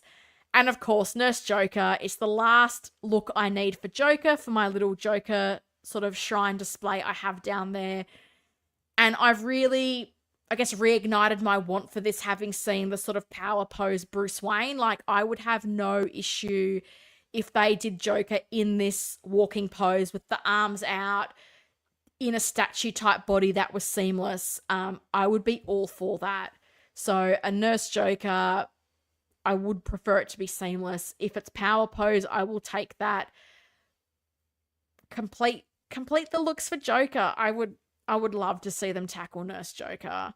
I've wanted that figure for the longest time. I'm glad you hit the 3-hour mark. Well, I'm surprised so many people are just like in for these long streams. We need the Clooney Batman for my Bane to break. Oh, okay. You want him to break Georgie. Again, Batman and Robin figures are much better than the IP. 100% they are. They really are.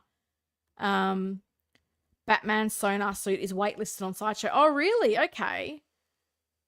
3 hours is nothing. Congrats. Well, what's my longest one? I think the Hong Kong unboxing one was maybe 3.5, which was crazy. And what got me was the amount of people that watched that on the replay. I'm like, really? You want to watch some like random Australian woman like just show you stuff she bought from Hong Kong? But I guess they do. I love that idea, Valkyrie. Okay, well, everyone wants a George for Bane to break. That's funny. There was a 2-pack Ninja suit 3 years ago by Present Toys. Amazing pack, swords, a diecast. Yeah, there's been a few iterations of that. I think Pop Toys did one as well, and I had the Pop Toys ones. They were okay, not great, but yeah, as I said, whether it's Ninja or the suited version, I just would love a proper official Ra's al Ghul figure from Batman Begins. 20 years, Hot Toys. Give me something. I want Nurse Joker with the sanitary hand gel dispenser. I'm sure Bob will tell you where to get a sanitary hand dispenser. I'm sure he knows a guy who can make that for you. First time on your live stream. I'm liking your show. Thank you. Appreciate you being here. This is my 7th live stream ever. Is it going well? I don't know. Hopefully. Only you can tell me. Love that 3.5-hour stream. Goodness. It's because you guys are all at work, right? Like, I'm just like making your workday go quicker maybe. I don't know. Nice one, Helen. Another great stream. Thank you. Appreciate that. Because on that note, I feel like if we're at 3 hours, maybe Helen should start wrapping things up. Hot Toys needs to make Raz since they finally made Qui-Gon. I know, right? That's what I keep hoping. I keep hoping they'll plug in some of those gaps. I I want a 22 Catwoman to go with my Pattinson. I do too, the Broke Collector. I can't believe the only thing we got was that third party that showed that really janky version of it, and then they cancelled because I can't imagine anybody pre-ordered that. So it's a real gap, and that was part of the reason I had resisted buying the Pattinson, because I was like, the whole movie was the bat and the cat. How can you not make the cat? And I really wanted the Zoe Kravitz Catwoman. And then I was like, no, you liked the movie, you liked Robert Pattinson, get the figure. But yeah, I just think, again, this is where, like, InArt, if you wanted to be smart, like, I would be getting that. I would have been getting a version of that up for pre-order before the sequel. Because is she in the sequel? How does she look in the sequel? Missed opportunity. And Hot Toys, I don't know why they didn't make it. I really am at a loss as to why they didn't do it. So, I was on surgery recovery break, so I loved it. If I was at work, I would have missed it. Oh, okay, fair enough. I'm not at work today. Good week to take off on my free time watching a very worthy YouTuber. Well, thank you. That's very kind of you to say. I did ask last week if people wanted me to stream. Were they going to be at work? Were they going to be away? And a lot of people wanted me to stream, so hence I am here. I actually want Hot Toys to make the Michelle Pfeiffer Catwoman. I'm hesitant about the Jazz Inc. one. Look, I get you, because I'm the same. Everyone keeps saying Hot Toys is going to make it, and I have said before that I pre-ordered the Jazz Inc., but I'll be honest, I'm a little bit nervous about it. I have been a Jazz Inc. observer is how I've described myself. I haven't bought anything from theirs yet, but there's QC issues there, and the general consensus is you don't want an early batch Jazz Inc. figure. And I know everyone's going to say, but Yoast sorts out the problems. It's okay. Well, things are still going out the door with problems, and I'm not sure you can do QC from the Netherlands. And I still think Yoast needs to be going to do the QC himself. Like, if he's sending people from his Dutch team and they're still going out the door with problems, something needs to be addressed there. So I pre-ordered with Kit right when the POs were going to close. I kept waiting, looking at Hot Toys going, do something. Give me some sign that you're going to do this. And when they didn't, I was like, is this a rumor? Are they not going to do it? And so I put down a deposit. And I'll be honest, if I feel like it's going badly or there's issues with it, I will forfeit the NRD if I don't feel comfortable when it gets close to release. But I hope I'm wrong, and I hope it's amazing. I hope everything is amazing. I'll say that. Like, I hope it's an amazing figure. I hope they knock it out of the park, and I hope I eat my words and go, I had no reason to be nervous, guys. This is amazing. But Hot Toys has a track record of 800 plus whatever figures they've made. I just have a bigger degree of confidence in them at this point, because Jazz Inc. is still very new. They're still finding their feet. So I totally understand where you're coming from, but Howard's just showed us nothing at this stage, so it's hard to know what they're going to do. Big Rib, hello, Helen. Hello, how are you? Hope you're doing well. Moose Dream is a righteous dude and a good friend. That's awesome.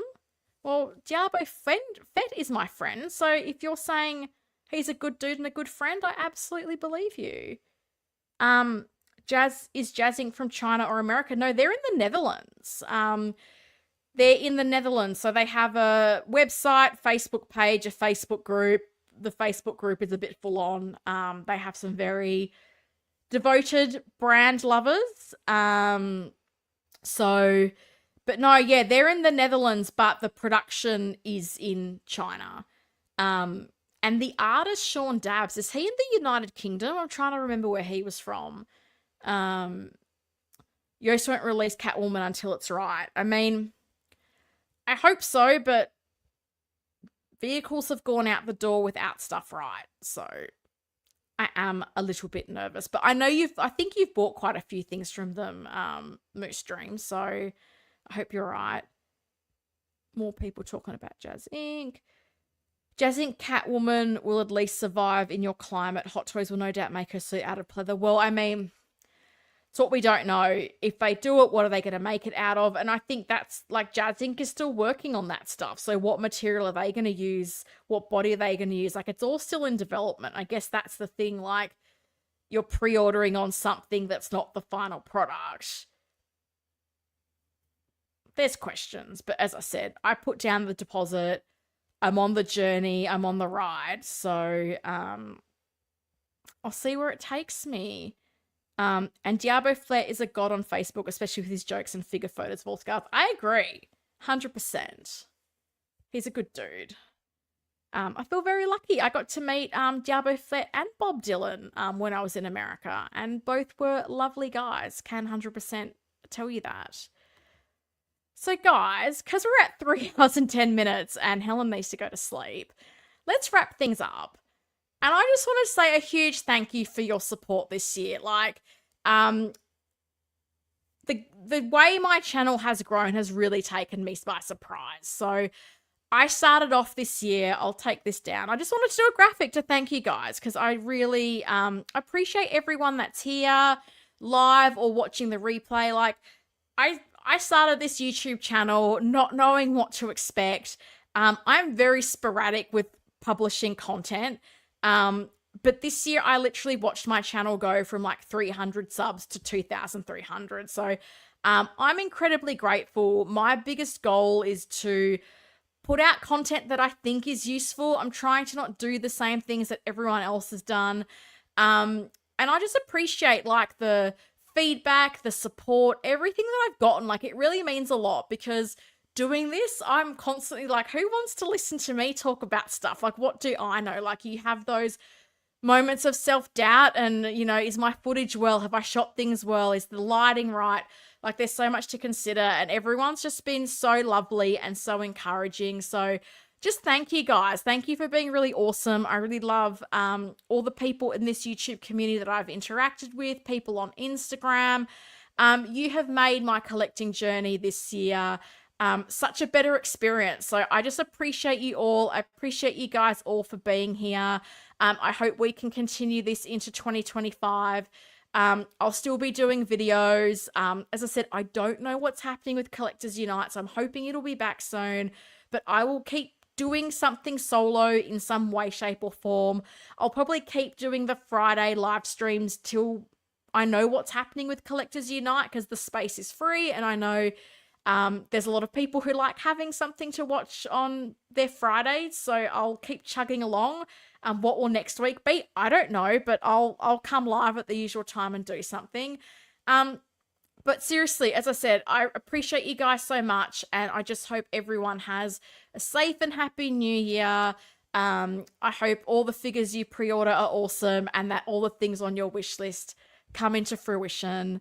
Oh goodness, we've got a whole bunch of comments as I say that. But seriously, as I said, guys, I really appreciate everyone who has just been really supportive and really encouraging of me on YouTube. I don't pretend that I know what I'm doing, but I'm giving it a crack. That's the Aussie way. You just give it a go. So that's what I'm doing. So appreciate you. Thanks for your time and awesome channel. Thank you. I do appreciate that. Do you need a lullaby, Helen? Yeah, look, probably, because I never get to sleep straight after a stream because you're just kind of buzzing a little bit afterwards. So maybe I've got some wine left over from Christmas. I'm not the biggest wine lover, but maybe Helen has a drink to calm down a little bit. Thank you. You're welcome. Thanks for being here, Gilbert. Thank you as well, Helen. Awesome videos, awesome streams. Keep up the great work. Love how you present a different side of collecting. Thank you. I appreciate that. Oh, so much love in the comments, guys. Appreciate you. Great stream. Thank you very much and have a good new year. Happy New Year for everyone in the chat. 100%. Happy New Year, everyone. Happy New Year. Happy New Year. Go to bed, Helen. I know, right? It's 1:15. Hugs to Shuri. Missed not seeing her today. Yeah, she was in here quite early and then she disappeared. So I don't know if she put herself to bed. I don't know if she's brought me gifts. Who knows? There could be a moth or something out there when I go out. But yeah, I'm not used to not. At one point, she was on this armchair, like leaning near the DTOF, and I was like, oh my god, what is she doing? And then I don't know where she went. She's a little monkey, but I love her to death. Have a good night, Helen. Happy 2025. You too. Thanks for coming by, Movie Cannon. Bye bye and thanks. Thank you for being here. See you next Friday. Yeah, I mean, this is what I do now. I stream on my own. About what next week? I'm not entirely sure, but I think I'll do a room tour at some point. I'm not sure if that will be before the new year or the first video for the new year, but I will do one very soon as well. Oh, love you. Love you too. Very much appreciate you. Thanks, Big Rib. That's very kind. Happy New Year. Absolutely. Happy New Year to everyone. Happy New Year to you, Helen, and all of the chat as well. Yeah, guys, thank you so much. As I said, some of you have been here for the whole 3 hours and like 14 something minutes. So well done you for your endurance, because I seriously don't know how people just listen to me for all that time. But I will sign off. I know we're a bit early, but last stream for this. So happy New Year, guys. Really appreciate you. If you're catching it on the replay, let me know what you think about my rankings or your figure of the year. And thank you to everyone that watched my Hong Kong shopping vlog. I can't believe how much that's been viewed. It really has blown me away. So I'll see you next week, guys. Have a good one and Happy New Year.